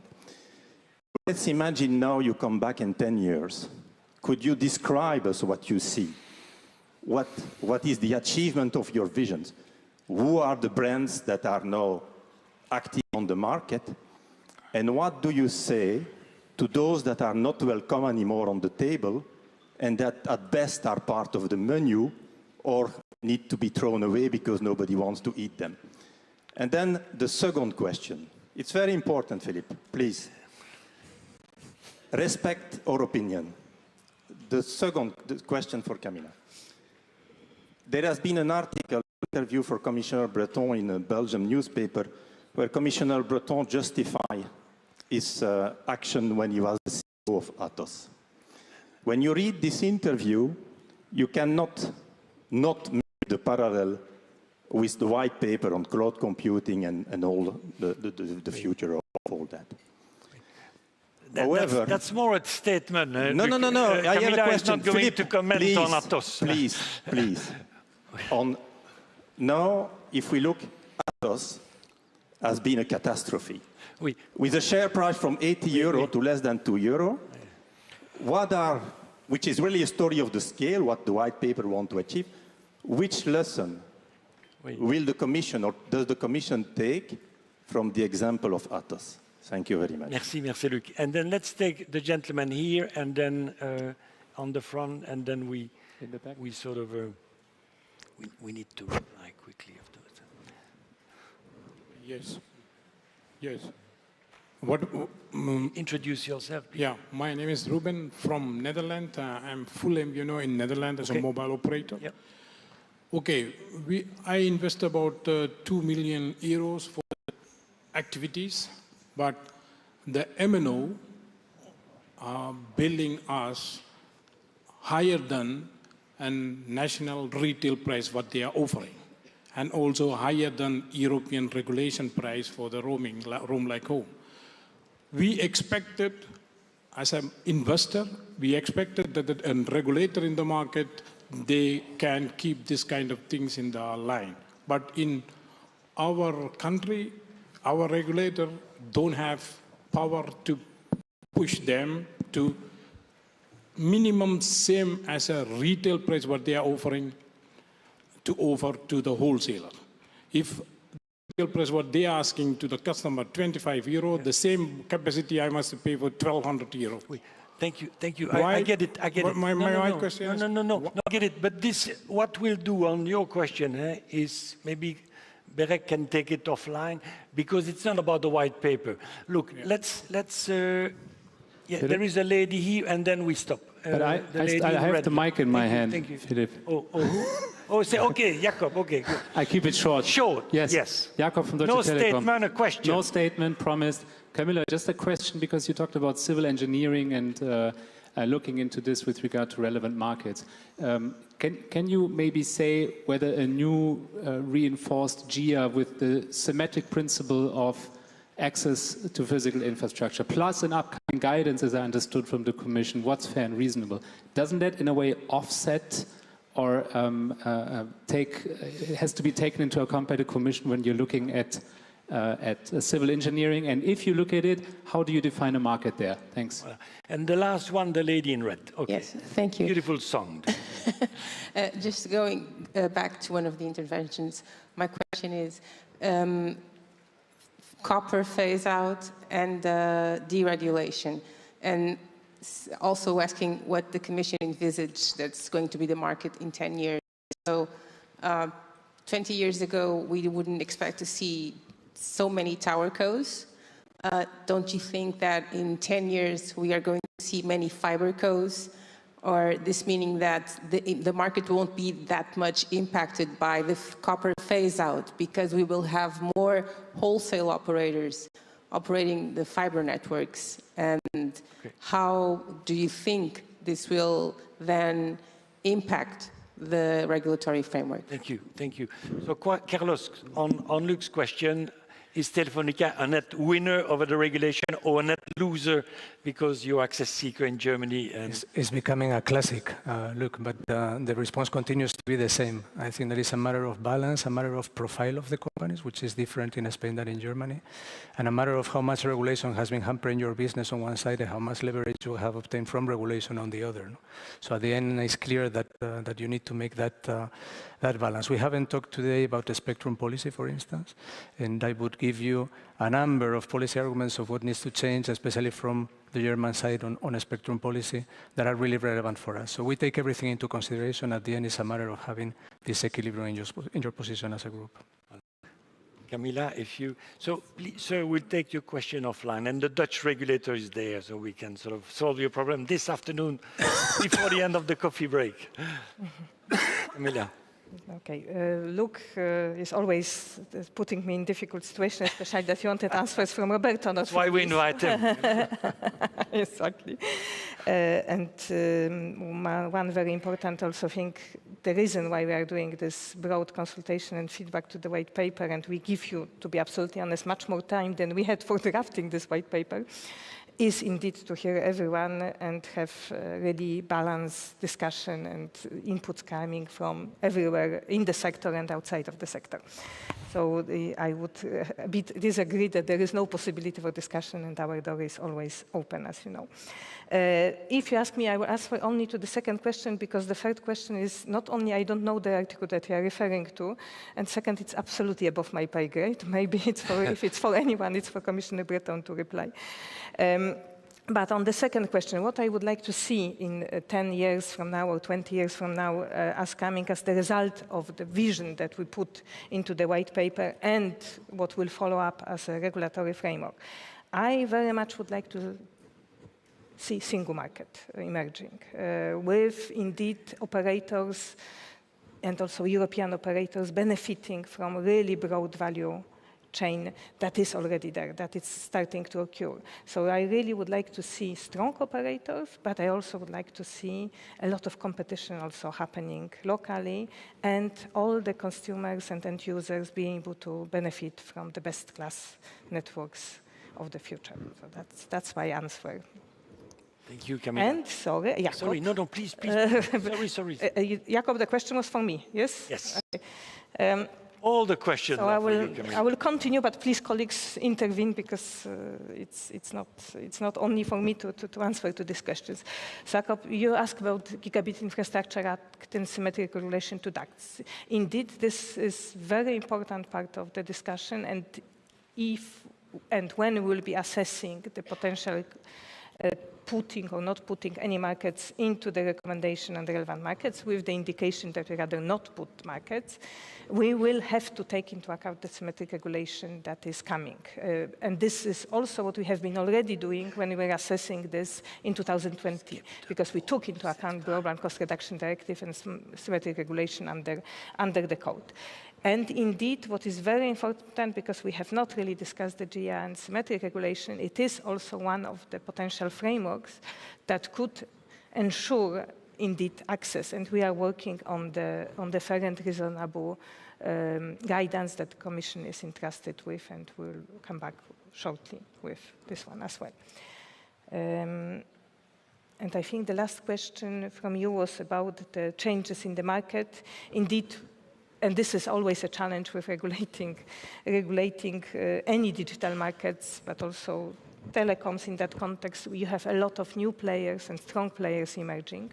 The fact of the tower companies being strong player, we had seen in particular when we were discussing Gigabit Infrastructure Act, when there was a lot of discussion how they should be incorporated and regulated. Yes, we cannot exclude, and in fact it is very likely that in the future we'll have, with all the targets that we have and the commissioning of copper fiber-only companies. And indeed, we see very strong emergence of wholesale-only operators, and we think that this trend will continue. So that's it from my side, but my colleagues from the panel might want I'm afraid we will use all the time. I'm the one to blame for us not discussing spectrum, and I apologize in particular to you, Camilla. I know I didn't do it on purpose. We had an argument whether we should discuss it. I promised to do it, but voilà. Okay. Next time. So please join me in thanking the panelists. And we're now moving to the coffee break, a short coffee break, because we spoke too much. You know? Well done.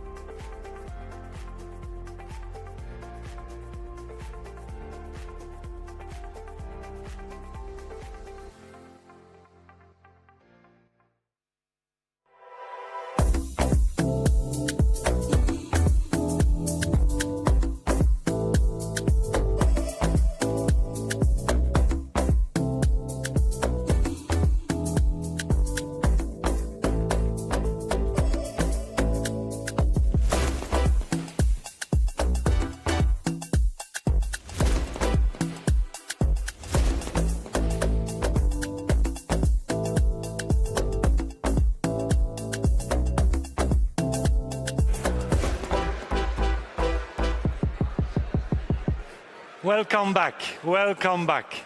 Thank you for interrupting your coffee break to join us. Security resilience, it makes the front page of our newspapers far too often.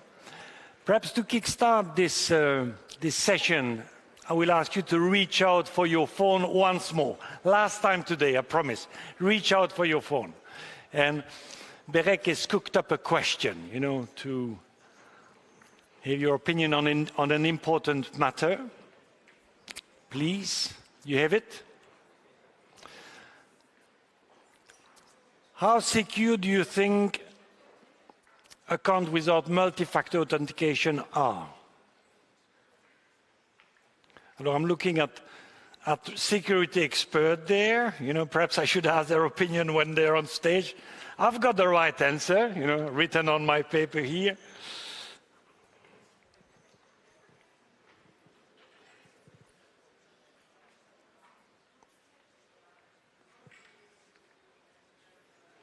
Let's leave it a minute. Who has not voted and wants to vote? Who is struggling with his phone? Vincent, you manage? Yeah, that's right, With fiber, they can do everything, Fiber to the table and you can vote in no time. Yeah, I think, this is the answer that I've got on my paper. Apparently, I don't know what security experts say, but it's 50%. So, common sense, good wisdom from the room. It's now a real honor, really, for me to welcome on stage the president of the Ukraine telecom regulator, NCC, Oleksandr Zivotofsky. Alexander, please join me on stage.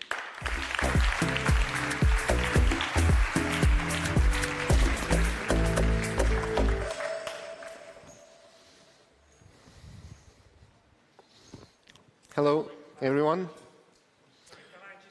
Yeah. Important. Alexander will share slides with, will show us slides.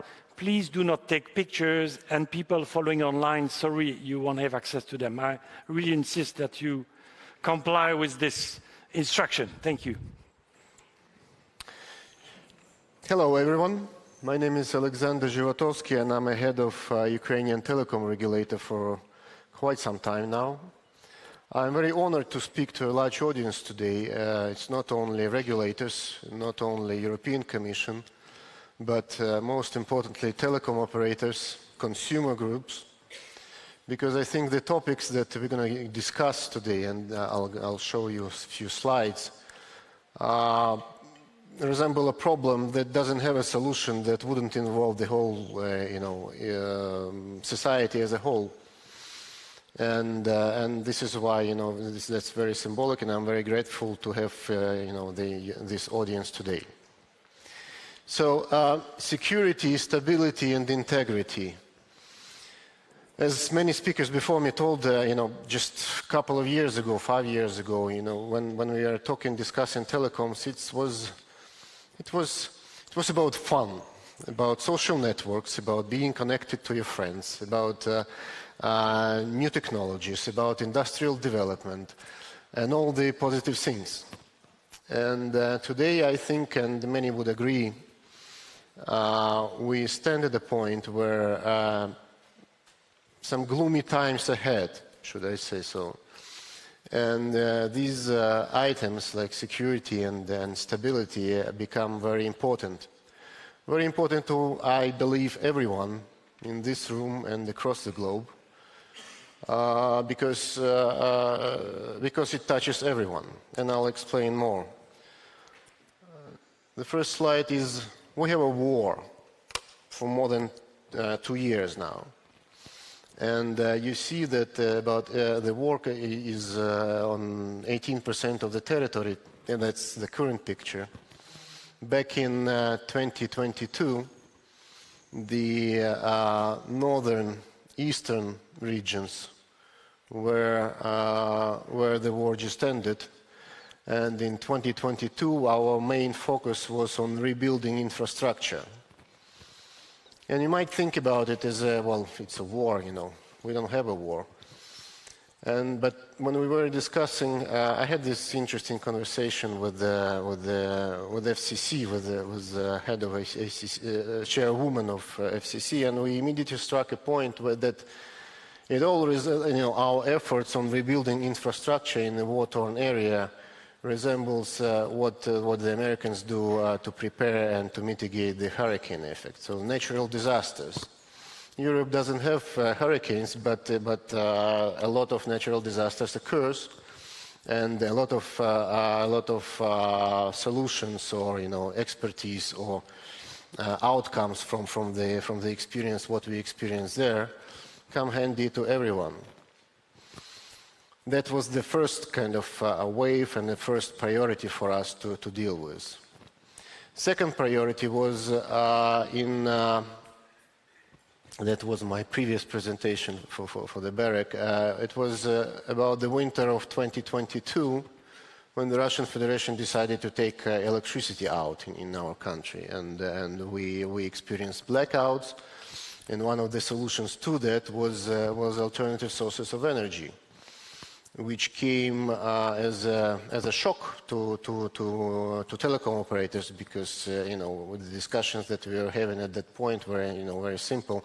The telecoms do not work without electricity, and we are not in the business of installing generators and so on and so forth.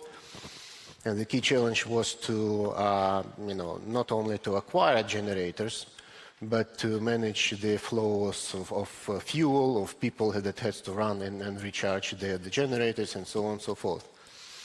And then when we were discussing with colleagues from Europe, the point immediately arose about the cost of electricity in Europe and the source of electricity and alternative sources of electricity to mitigate the cost. Again, this is the angle that you might want to experience and you might want to look at it.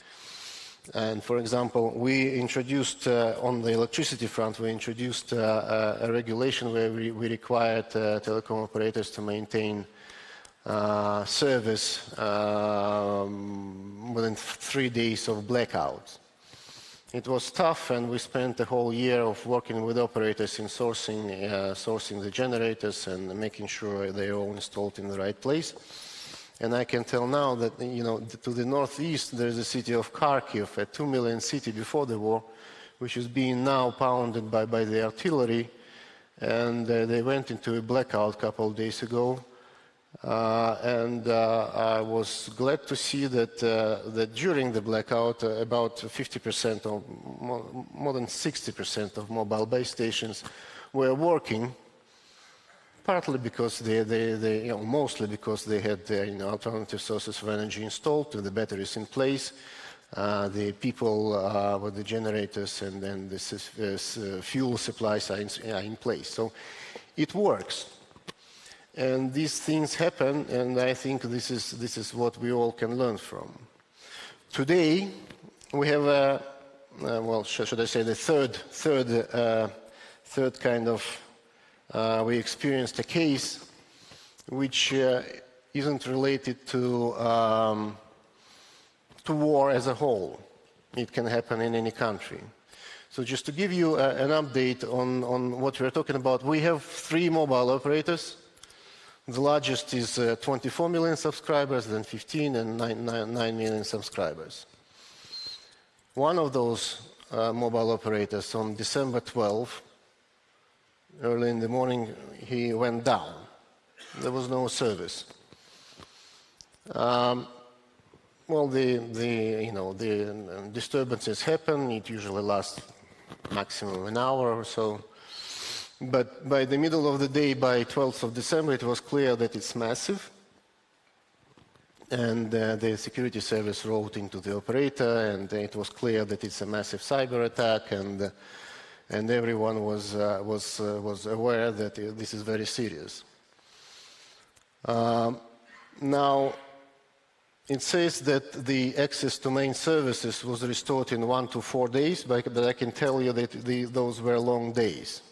I think at the point in the middle of the second day, the mood was dire, and we were exploring an option. What do we do that if it's not installed, if it doesn't come back, if the operator goes down?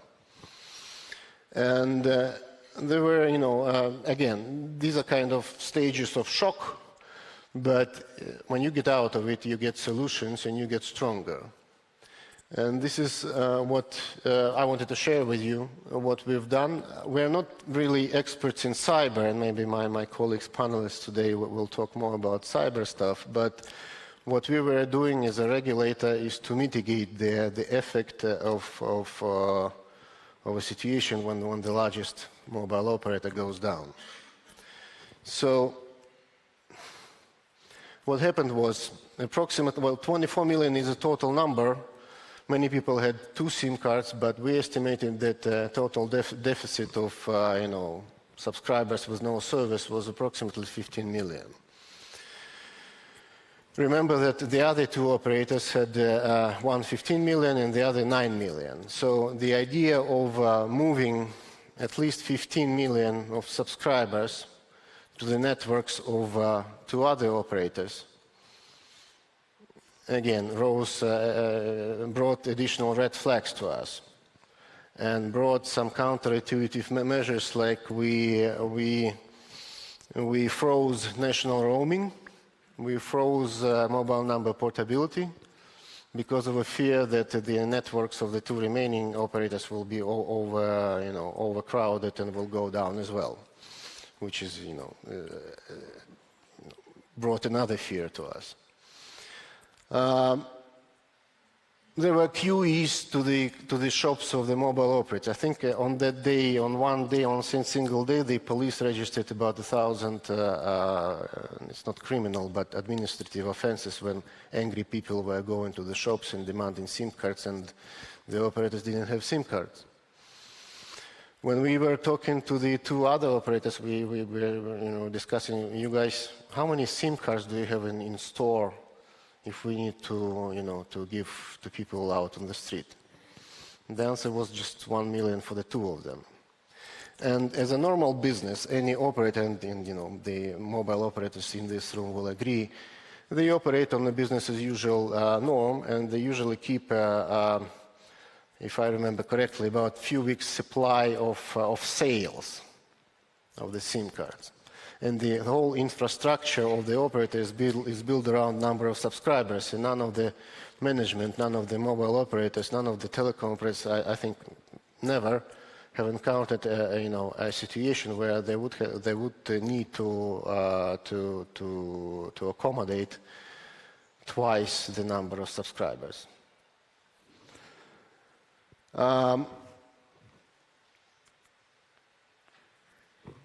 So the discussions were difficult, and we were in dire straits, and we were discussing all kinds of options.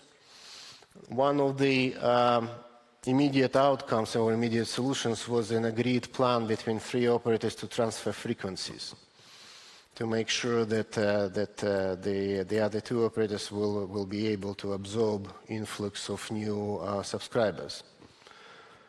I'm proud to say that the operators, agreed the algorithm and the plan to redistribute frequencies in a couple of hours, and that was probably the easiest thing to do. And we make sure we put it on paper and fixed it so everyone would knew what to do. The more difficult item on the agenda were SIM cards. As I said, there is no way the operator can absorb twice as number of subscribers as normally is required. And one of the solutions, and we're still working on that honestly, is to require operators to maintain some kind of reserve of SIM cards and make sure that every system, like billing system, is capable of absorbing such shocks.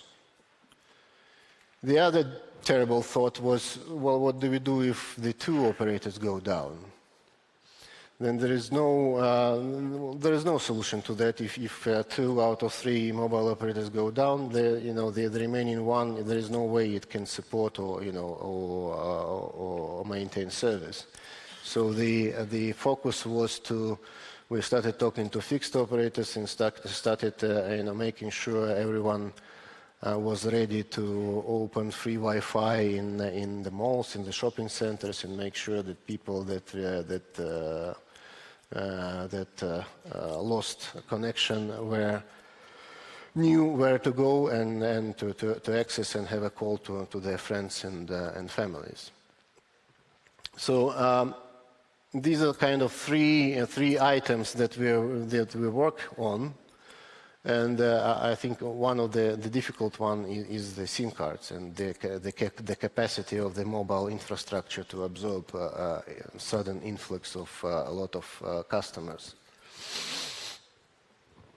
After it all, on the 5th or 6th day, the service mostly was restored, although the effects were reverberating through the system for, I think, a month.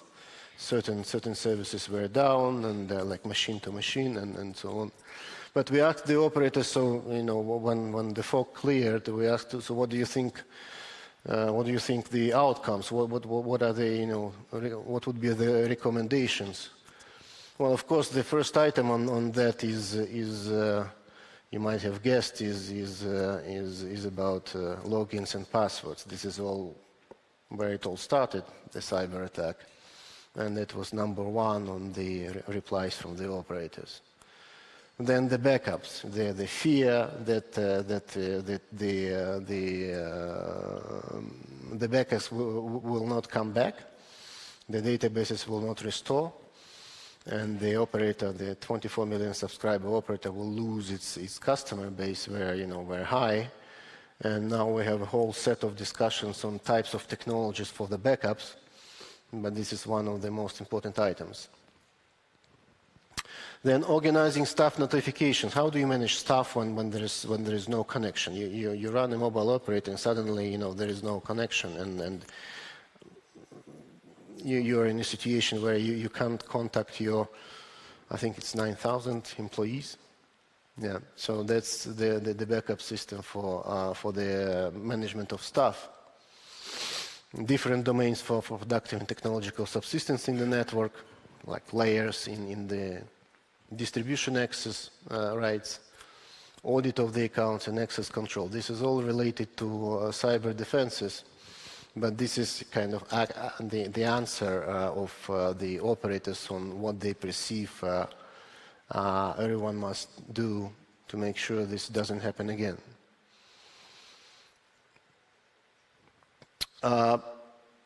The customers, the consumers, how do you go about this? Well, I guess the biggest outcome for that is make sure that you have 2 SIM cards, at least, both of them working, because sometimes you have a SIM card and it has a time, and by the time you need it, it might not work.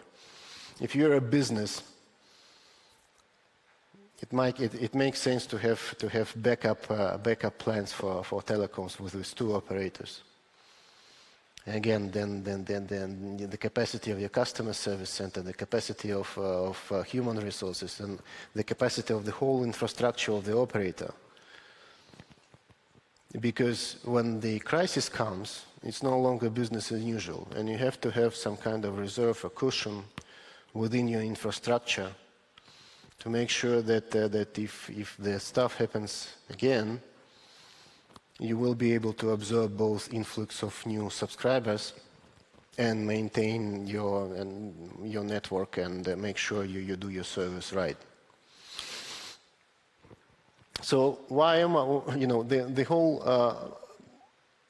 main conclusion probably from this incident or from this experience is that first, as I said, it's not about war really. It can happen in any country, and it's rather foolish to assume that that it won't come, because cyber attacks we experience throughout the world, and everyone can expect the enemy at the door. And the whole reason, the main conclusion about it is that there is no longer, the business as usual and the requirement to have, for example, a reserve of SIM cards of a few weeks of sales. That doesn't work, at least if you want to keep the system in your country or the communications in your country running. So the system, and this is again, we do realize this is additional cost for the operators to make sure that the systems are, the billing systems, every system within the infrastructure is capable of managing significantly more data than the current subscriber list. And coming back to where I started, is we believe that security, resilience and stability is something that everyone needs to be aware of, because it all concerns us, because it all concerns, in the end of the day, your relatives, your close ones. And the key to work in any crisis is to make sure you interact with all the stakeholders. This is where I started, where I said that I'm honored to talk a lot to a large audience. It's not about the actions of a regulator by himself that can do much. In the government, you have to maintain and make sure that everyone is on board. The government organizations, the regulators, the telecom operators, and the society as a whole, the consumer rights, because only as a joint effort that can be mitigated. Then there is a word about Ukraine's unique experience, and role model can be a high term, But I think the essence of this is that we do experience things that everyone can learn from. And we are open to share these experiences and to work out things that would benefit any country in this world. Because as I said, again, and I'll tell it again, the security and resilience of the network is much more important today than it was a couple of years ago. This is it. Thank you. Thank you, Alexander. Thank you for this testimony.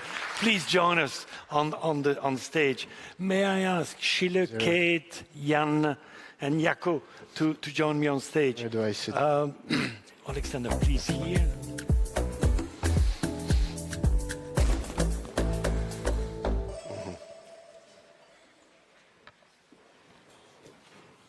Schiele, thank you. Thank you very much. Kate, you here? Thanks. Jan. Jaakko, that's right.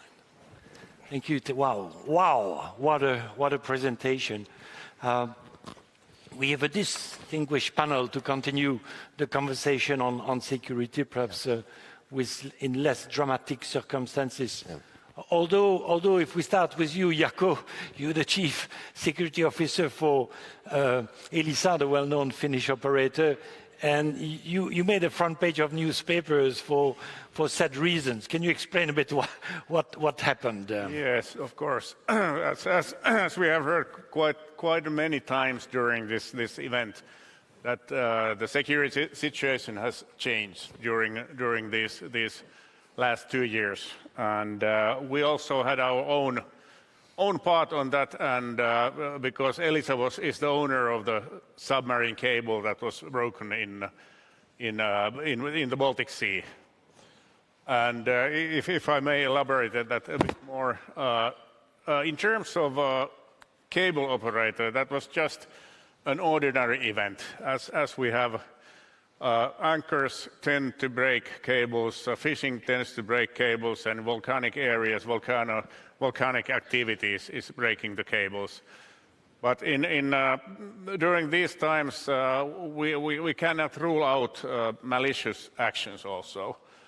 And like in this time there's strong suspicions on malicious actions. Then in terms of fixing the problem, it was quite straightforward. Cable engineering, take the ship close to the cable, lift it up, fix it and get away. Except there's a storm going, so that caused some delays. The other part that required cooperation with authorities, with criminal investigation and others, it was a different story. And there I want to emphasize the role of cooperation and trusted information sharing, because we had really good relations with both Finnish and Estonian regulators and other authorities in managing the case. Jaakko, how many days did it take for the cable to be repaired? And you noted there was a storm. So. Yeah, this time the cable was broken at October 8th, and it was finally fixed at October 24th. But if we had different kind of weather conditions, that would have taken some days, provided that the ship that made the replacement or fixed the broken cable would have been available like it was.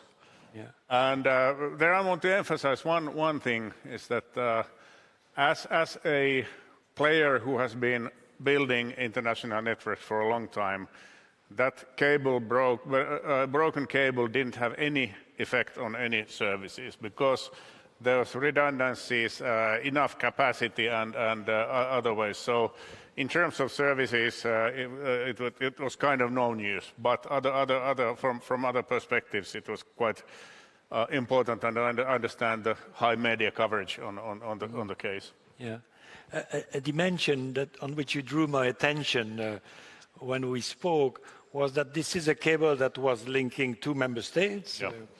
Finland and Estonia, and of course it crosses international waters, whatever that means, and there is no way to police.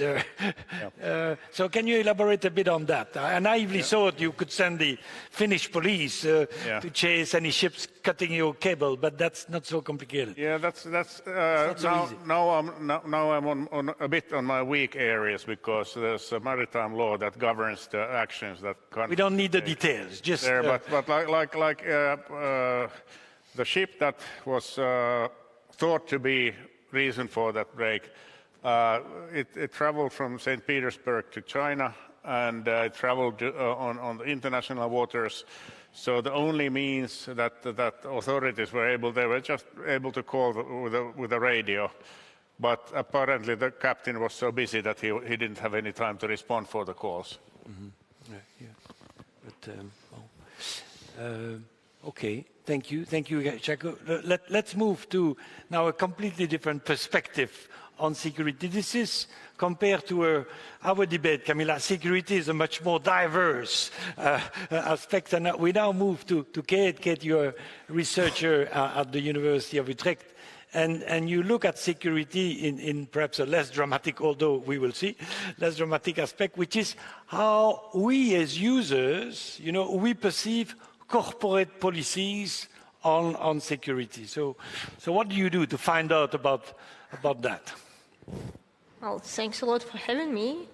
Well, it's very important to talk to you, people that know a lot about telecoms. And today I would like to talk about the most important thing in cybersecurity, about the role of people. So we talk about tools and technologies a lot. But let's take a moment and think about how we, as individuals, what kind of role we play in securing our digital systems. And I often hear that people, they're seen as a weakest link in security systems. So what do you think about it? Do you agree with this statement? Can you raise your hand? Like, if you're supporting... Are humans the weak links in security systems? So engineers do a perfect job. Jan agrees. Jan, you agree. Yeah, I see that. And we are the problem. I see Tonko. The board of berec agrees, and so does Connect. Thank you, Camilla, for voting. Some Maybe, agreement on that. I'm glad that I don't see a lot of hands in the air, but I hope after the one that matters were raised. That's what I see, Well, I hope after this panel I will be able to convert them and increase the score of supporters that humans are actually not a problem. They can be a part of the solution in cybersecurity.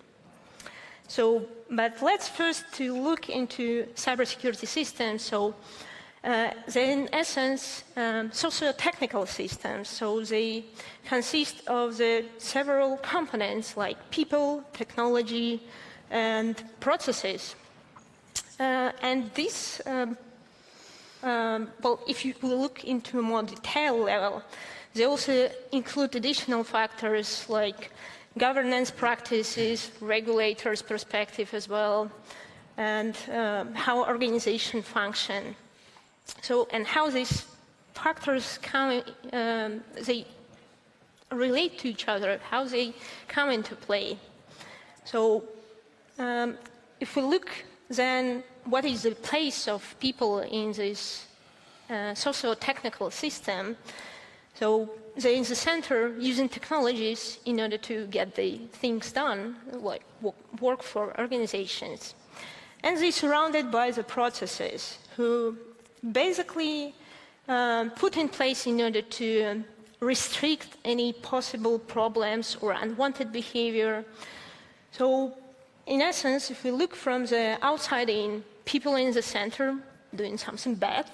So, and we need to have processes in order to limit the possible damage. So, to limit also the work. So, but how it basically manifests in reality. So, for example, if we look into, we hear a lot about the data breaches, and if we see that some hacker exploits a software vulnerability, then we tend to blame IT people for not getting systems up to date and secure. Or if somebody clicks a phishing link, then we say, well, they weren't not so attentive and they click this link. But yeah, so it's very easy to blame people and to point finger at what kind of malicious behavior they might be a part of. So we see people as a main roadblock for cybersecurity protection. But what if we can see a different perspective? What if we change it and see people as a part of the normal working process?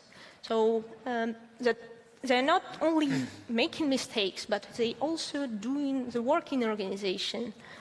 In this sense, well, the alternative perspective, they acknowledge that people tend to make errors, but in many cases, they just a part of the normal working process. So by putting these restrictions and limiting cases when they can make an error, we also limiting the normal working process. And then, well, we excluding them basically from securing our organization. Mm-hmm. So what if we look at the people as a part of the, how they can be a part of our organizational security force and actually contribute to the improvement of organizational security protection and normal working process. Indeed, we have some extraordinary conditions and to have crises.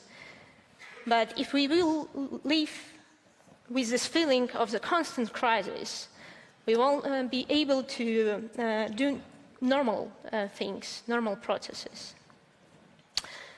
And how we can learn more about the people and the role into cybersecurity. So speaking from my experience and from my research, I'm mostly interested in learning about mental models of people that they have about security technologies and systems. So how they understand the technologies that they actually use. So one of the projects that were recently published looked into how experts and non-experts in corporate environment see the VPN technology. And they found an interesting... Which technology? I didn't get VPN. it. VPN, yes. So I believe you're using it yes. From time to time at least. So the differences between these two groups can bring more understanding how people in finance department, for example, or in HR, how they understand, like people without completely with no security experience, how they understand this technology, what kind of perception and concerns they have about using this technology also for their personal privacy. That if a company, for example, monitoring traffic, then what are the incentives for them to use VPN more regularly? So sometimes they can switch it off and forget about it. So, and by learning from these mental models, security professionals and management can better understand how to adjust security measures, security training, and also how to improve the risk communication within the organization and at a high level probably, in order to support employees in becoming more resilient and participate in cybersecurity activities and contribute to a normal functioning of the organization. Thank you, Kate. Ian, I saw you disagreeing with the statement that humans are the weak link in this security chain. And actually, we had a drink last night with Ian, and he said some pretty devastating statement about this industry, but I'll let you repeat that if you wish. I don't know, you have one glass of wine with this man. You all know what happened, right? It's all him. Right, Kate did manage audience participation, so I'm going to have a go. Right, imagine, thought experiment before we start talking security. You're at home, you're just about to redo your fixed broadband at home. 2 ISPs turn up at your door. First one turns up and goes, "Hi, We are the secure ISP. Yeah, we're 10 euros a month more expensive than our competitors, but here is a beautiful 60-page book that explains how we secure the MPLS-PE nodes that serve the OLT in your house. Here is how we protect our management plane so that you know that your stuff is secure with us. The second ISP turns up and goes, "Hi, free Netflix." Hands up if you buy number 1. Hands up if you buy number 2. That's the problem with security in telecoms, right? Nobody pays for security. Nobody. We've said for the last, 6 hours. May I just ask Alexander whether the vote would have been different in Kiev? Because in the room here, I don't know what you saw, but most people went for Netflix. What would it be if you had to make a guess in Kiev? Would people be sensitive, or would they still go for Kiev? Okay, go ahead. Yeah. What would the answer have been 2.5 years ago? Well, I think in every country, the customer preferences are very similar, and most of people, would choose. They don't understand. If it's a regular, citizen, he doesn't understand, security and so on. And the free Netflix is a killer in terms of customer propositions. The difference is people learn, unfortunately, only when it hurts. Yeah. Yes. So. Thank you. Over to you, Jens. Sorry for I will get you a drink later, because that was a brilliant segue. So we've talked about safe, secure, resilient networks. We haven't defined what any of those terms mean. Right? How many of you in the room, before Alexander's talk, were thinking about protecting yourselves against, for example, the Russian state turning its entire might on you to take down your telecoms networks? Anybody? No. We do. Fair. You're close enough. Good neighbors, And an anchor. The point is, until something bad happens, you don't know how to put this into context. I think your advice about everybody should think about the worst possible case is absolutely right. The UK suffered an attack by the Russians in 2017, 2018. It's still on the NCSC website, the details of what happened. That kicked off a huge piece of work in the UK that led to the Telecom Security Act. Right? And the Telecom Security Act is a different way of trying to regulate telecom security. I mean, the clue's in the name, right? I'll get there. But what do we mean by resilient? What are you resilient against? Do you want to be resilient against somebody driving a truck into a metro node? Or do you want to be resilient against the Russians coming after you? They're different things, and they have different costs. What do we mean by secure? So most people think about espionage. That's probably it. James Bond. Yeah? That's what most people think about when you think security. As we get more and more interesting communication paths, more and more interesting uses of these things, you start to get really interesting security things. So, for example, and nobody would ever do this, imagine that your autonomous vehicles are all subject to control by roadside infrastructure. Right? Nobody's ever going to do this. Please, nobody let this happen. Imagine then what happens if an attacker gets into your network and just starts delaying packets. Right? Today, jitter around latency is not a security thing. Will it be a security thing in 5 years? How do we code for that? How do we understand those threat models today so we can build better networks? In all of this, incentives are what matter. Incentives really matter. So regulatory incentives. So how do you build regulation that drives the right behavior that you need long term? And in some cases, how do you pay for that? Is it fair to ask a telco to defend themselves against the Russian military? Would you do that if it was missiles? Please, British Telecom, defend yourself against Russian missiles. That's an idiotic thing to say.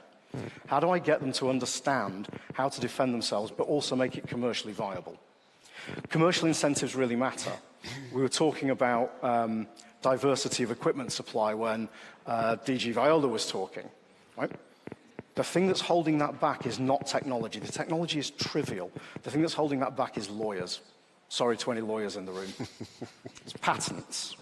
How do you license the patents from the incumbents so that you can build a 5G network or a 5G component? That's the sort of thing that we need to sort out. That's not a technical security thing, but it holds back technical security. And then security incentives really matter. Hands up if you know what SS7 is. That's more than I expected, actually. SS7 still is the international signaling system for telecoms. It was designed in the 1970s. It is a bag of spanners, which is a very technical description. If we cared, we would have turned it off 10 years ago. It generates MTRs. It generates mobile termination rates. It does a whole bunch of stuff. It's a good thing. The big reason why we don't turn it off, because there's money behind it. From a security point of view, it's terrible. How do we build the right incentives, commercial incentives, to get people to do the secure thing? And then finally, details matter. Details really matter. So when we talk about secure, resilient, safe, high quality, we need to understand what that means. I take offense, personal offense, at the word trusted vendors, because I don't trust anybody. I admit I'm a paranoid lunatic, but you shouldn't trust anybody in security. They're trustworthy. They're not trying to damage me, but I shouldn't trust them. If I trust them, I don't check what they do, and that's where security problems come. My very, very final thing is when you think about those details, you get into some really interesting thought experiments. So I used to work in the British government. I used to run the NCSC's technical department. That was where all of that came from. Now I'm at Amazon. I've been at Amazon for a year. I thought I understood scale when we were doing the Telecom Security Act. Nah. Now I understand scale. And I'll tell you something. If you're trying to build a really resilient network, having multiple failure modes is a real positive. And so if you take traditional telcos and you build all the resilience models we can think about, you were just talking about the resilience of when that cable got cut, right? We had diverse routing. If you take that and you extend it out into a hyperscaler's cloud, you can do some genuinely impressive resilience stuff. And that kind of statistical and mathematical modeling behind that is what's going to make us safer in the future, not talking about safe, secure, resilient without defining it. Rant over. Thank you, Ian. Schiller, you head of security at ILR, the Luxembourg telecom regulator, but also security regulator. I mean, listening to Alexander and other speakers, when you work with your fellow telco operators in Luxembourg, what sort of extreme scenario do you model, to see whether your operators are doing the right thing? Are you imagining extreme cases like a major Russian attack, or is that, too far-fetched and something to consider in the future, without revealing secrets, of course? So I think that there are many things that could be said here, and I really find your story about Netflix and secure telcos really interesting. And I think that there are a lot of incentives already out there.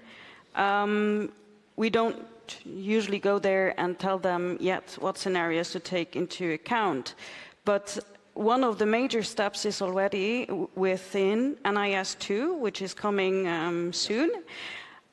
There, it's actually one of the biggest changes between NIS1 and NIS2 is that the decision needs and the security measures need to be approved by the CEO. And that also implies that they need to have training in order to understand the risks, and not on a technical level, but to understand what is going to be the impact if I take the decision to put money and human resources in this level or in this field. And I have to assume then the consequences of it if I did not put the efforts into the right spot.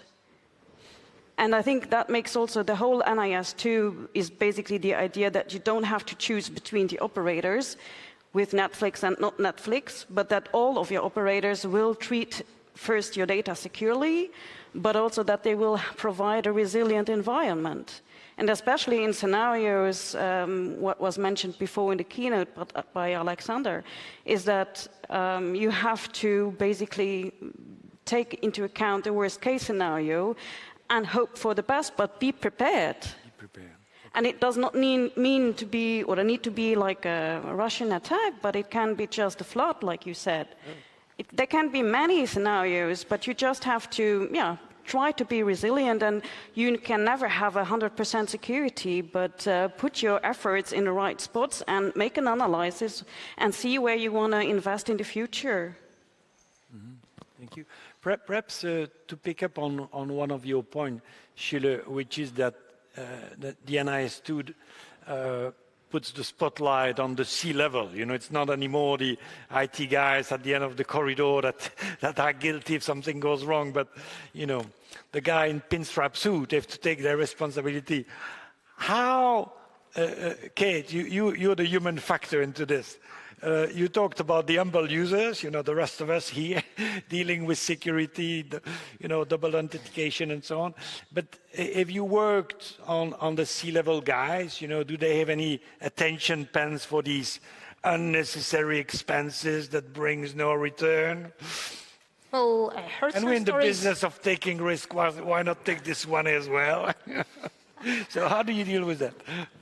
No, I think this NIS2 change is for good, because I heard a lot of stories from CISOs and ISOs that they struggle to get the board involved in cybersecurity. And also, if we look at security budgets, that they are much lower. It's just a tiny part of the bigger IT budget. So I hope this will change the situation or slightly improve and help CISOs to get more room, let's say, to secure organizations. I'm looking forward, and also before giving it to you, Jan, Jaakko, what is your perception on in Finland in particular? Have you seen a change and the C-level in telecom operators being more ready to spend money on security? In our industry, at least on the major companies, there has been readiness to invest on security. If I elaborate that a bit more, because in telecoms, the customer trust is one of the key assets you have. And one of the ways to protect your customer trust is to ensure that you are not involved in any incidents that get public. Naturally, there are the damages or the sanctions are one. If you have a sanction of 2% of your global revenue, it hurts. Yeah. But if I recall time from the GDPR launch, the sanctions were discussed quite widely, but then the like brand topics or customer trust was actually gaining more traction, which I find quite positive in terms of security thinking. Naturally, the companies differ and there are different kinds of ideas, but in terms of like larger telecoms, I see that approach is quite similar. Mm-hmm. Thank you. Yeah, Alexander and then Ian. I wanted to add that in our view, and you know, it might be an extreme angle, but it's not really even about the CC level or CEOs. Think about, you know, the example about Netflix. It's not really, you know, about customer watching Netflix anymore. You know, we are the country that prides itself on, you know, we have this, you know, Ministry of Digital Transformation. We have all things digital. We have, you know, your passport, your driver's ID, all on your smartphone, you know, and the government in the smartphone is the theme. But what happens if the networks are not there, you know?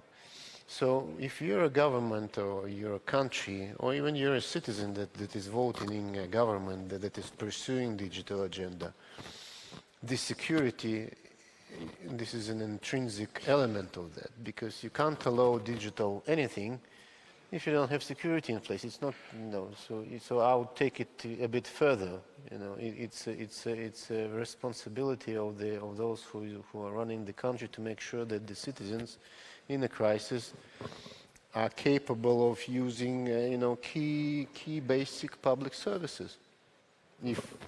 That's exactly right. So that's exactly right.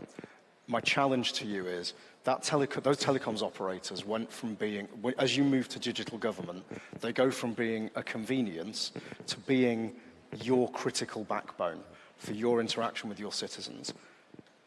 Did you pay them? Did you help them secure their networks in a way that commercially, before you did that, there wasn't any need to do that? Well, you don't have to pay them if you create regulatory conditions that make them make enough money, huh? Yeah. Same thing. But my point, what I meant at the start with this Netflix example is exactly that.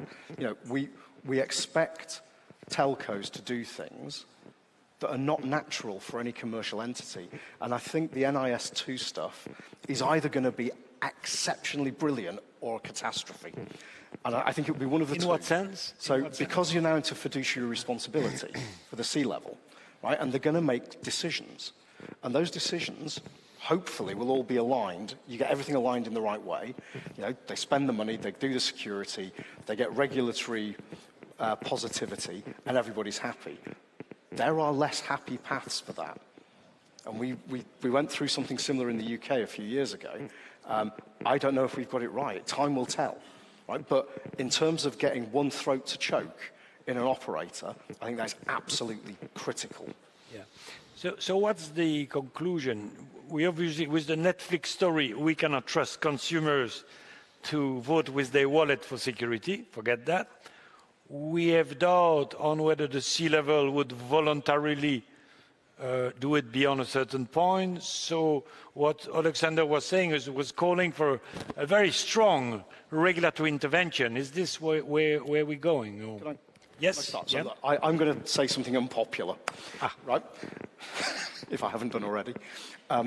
I think you, the regulators, need to be crystal clear what you expect, right?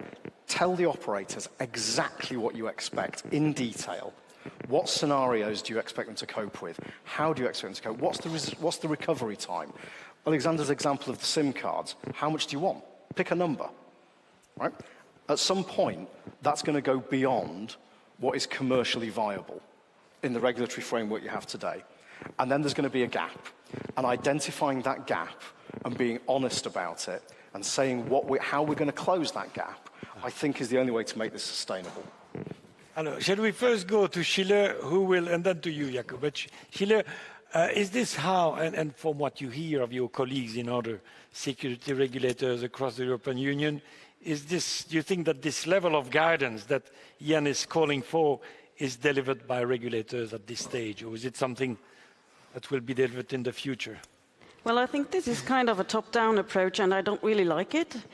In my experience and in my view, it is more important to take them on board and do these guidance together. And that's exactly also how we do it in ILR. We want to have a collaborative approach, engage operators in information exchange, creating an environment where they feel that they can share also incidents that they don't need to hide, because hiding incidents could have a more reputational impact afterwards. Yeah. So it's really about putting them, because like the operators have the experience. They know their networks, they know their assets, they know their equipment, and they know what they can do. So, and if you have all of them together in one place, you can actually, you get a quite honest. Yeah. But in terms of telling the operators for what catastrophic scenario they should be ready, you know? Yeah. There may be extreme case where, a meteorite falling on Luxembourg, maybe that's not something that you will bother with. So in other words, to be a bit precise in terms of operators, it's your network, it's a bit of a black box, fine. No, it's not that what I meant. Okay, what I meant is really that we are together defining the scenarios. Yeah. So that they can create their input, not it's only because we can, of course we can come up with ideas and telling them you have to have X SIMs by side in case of something happens, but that's not going to be productive. The operators need to understand also why they are doing this. Yeah. So putting them together and talking with them, creating the scenarios together, giving them, of course, guidelines, but that's going to be more on a feedback perspective and not just like a top-down approach. Yeah. Jaakko, do you get enough guidance from the security regulator in Finland? To be honest, I couldn't agree more with you, because the collaborative approach is the way to go, especially when you're defining specific measures for securing things. And I can say that we have enough dialogue, we have enough support, and we can discuss also on difficult issues. And I believe that that's one of the ways to go, because industry has, or practitioners in the industry, they know their networks, as you said. They know their kind of boundaries on what you can do and what you can't do. While a regulator has a bit different viewpoints on that. And for example, in Finnish emergency powers acts, there are some powers that government can order, and some of those powers are in a way that if they are used wrongly, you actually destroy your networks, because there are quite strong powers, and that way. And I have the other point on the other industries who are customers of telecoms. And NIS2 is good. There's a risk-based approach, and that enables also other industries to identify critical points where they want to invest, because telecoms, for example, backup connections, it's quite straightforward topic. But there are places you don't need them, places where they can take whatever it takes to fix something.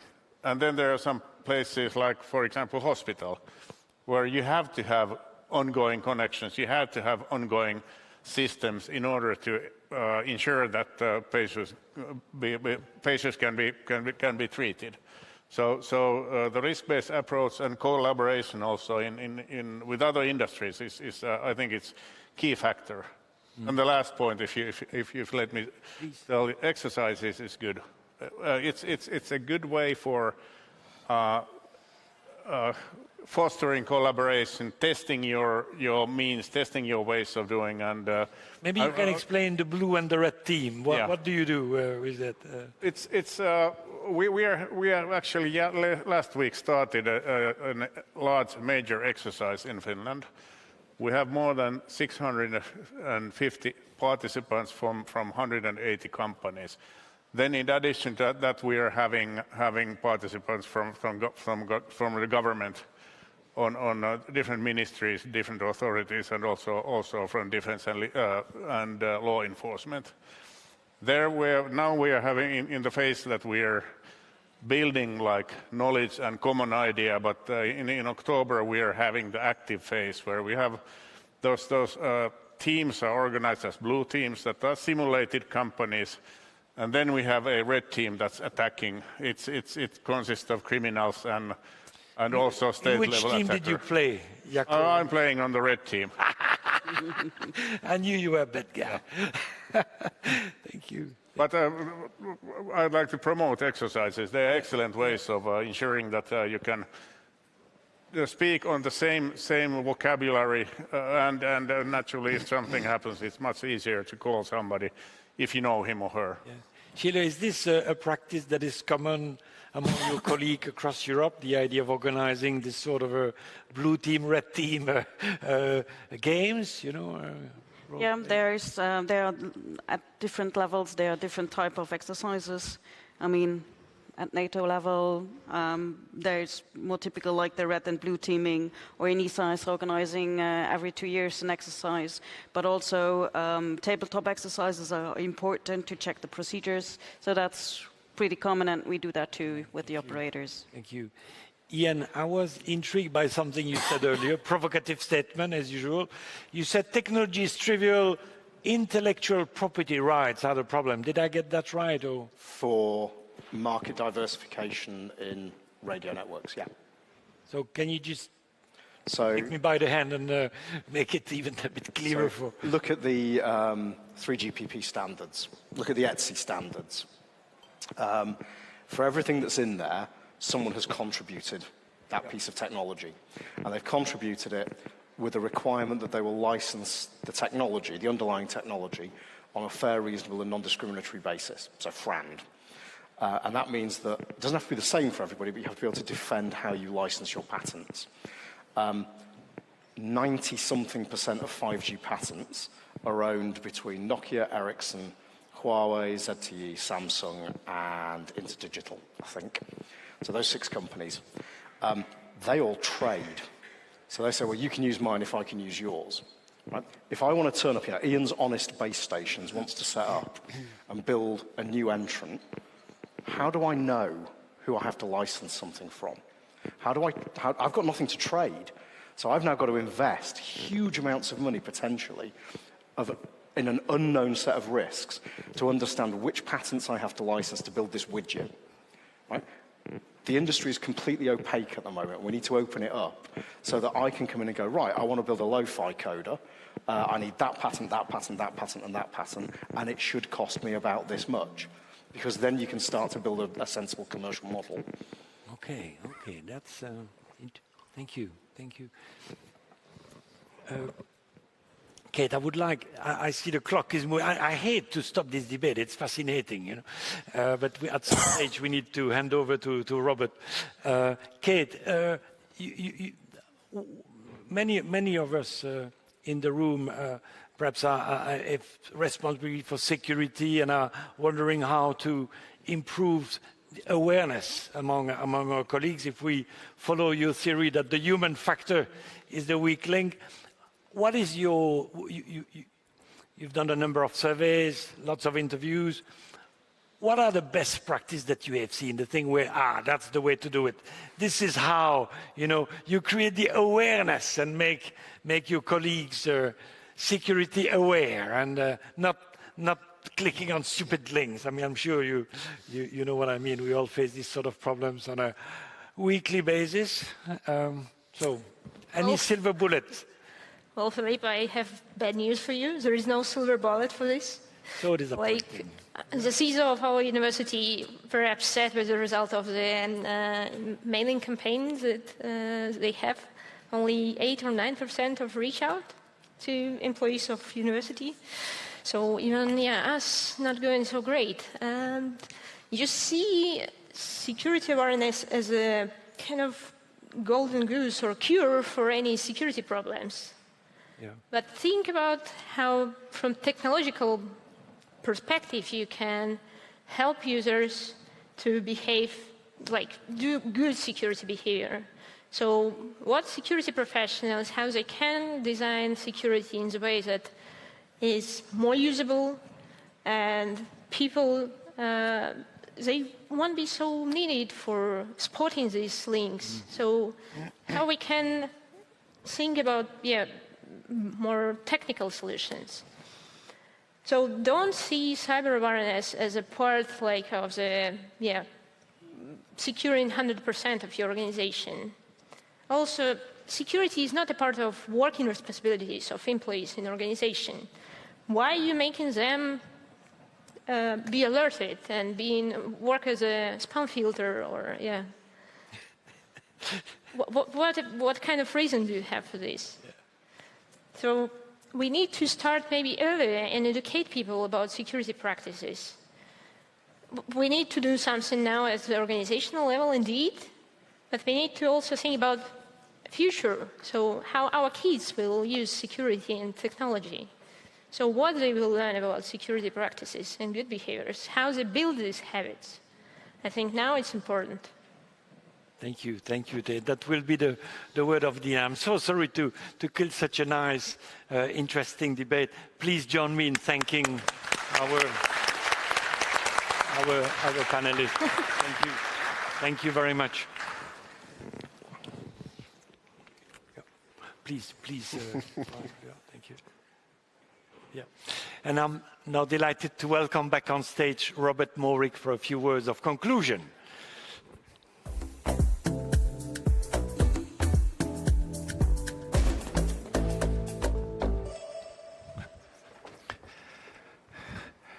Wow, we're nearly ready, but not before I've said a few words of thanks. I think this was an excellent day. We had some excellent discussions. Thanks again to all the panelists today.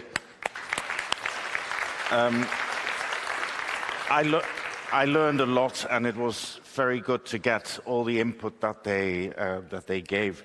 I also want to thank you, the audience. We have almost 300 people here, and we have about the same amount of people watching online, although that's a bit less clear. But I just saw that we had participants from Zimbabwe and from South Africa, so I think the word is spreading all over the world. I also want to thank Philippe. Philippe, that was a masterclass in moderating. He gives free classes in moderating if you're interested.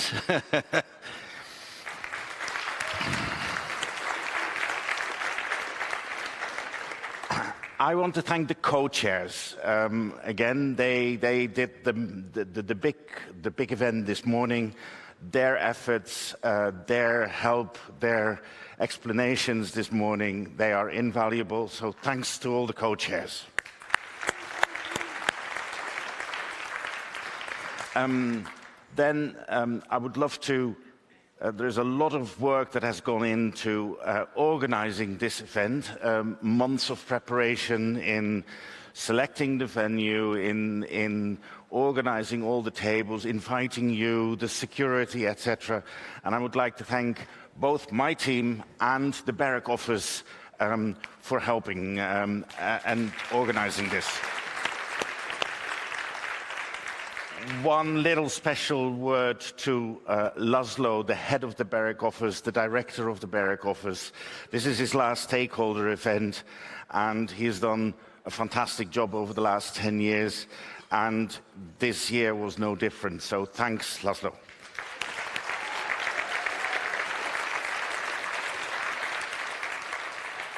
Then finally, I don't know whether I can see him, Wilhelm, it's his last stakeholder event as well. Can you raise your hand? Ah, he has gone. That's a pity. Anyway, Wilhelm from berec.europa was, or the Bundesnetzagentur, I'm a bit old-fashioned here. This was his last event, and I wanted to thank him. This was it for today. There are drinks outside. Before I go, I'll hand over to Philip once more for a few more household messages. But thank you very much. See you next year, and I hope you enjoyed it. And don't forget to respond to our request for information on the work program for next year. Thank you very much. Don't worry, I'll be very short. Only to make a plea for this. In a few days, you will receive an email, one more email from BEREC, and it will ask your opinion on this event. How can we improve it? Please take a few minutes to reply, and next year will be even greater than it was today, okay? And you heard Robert, see you for a drink in a minute. Bye.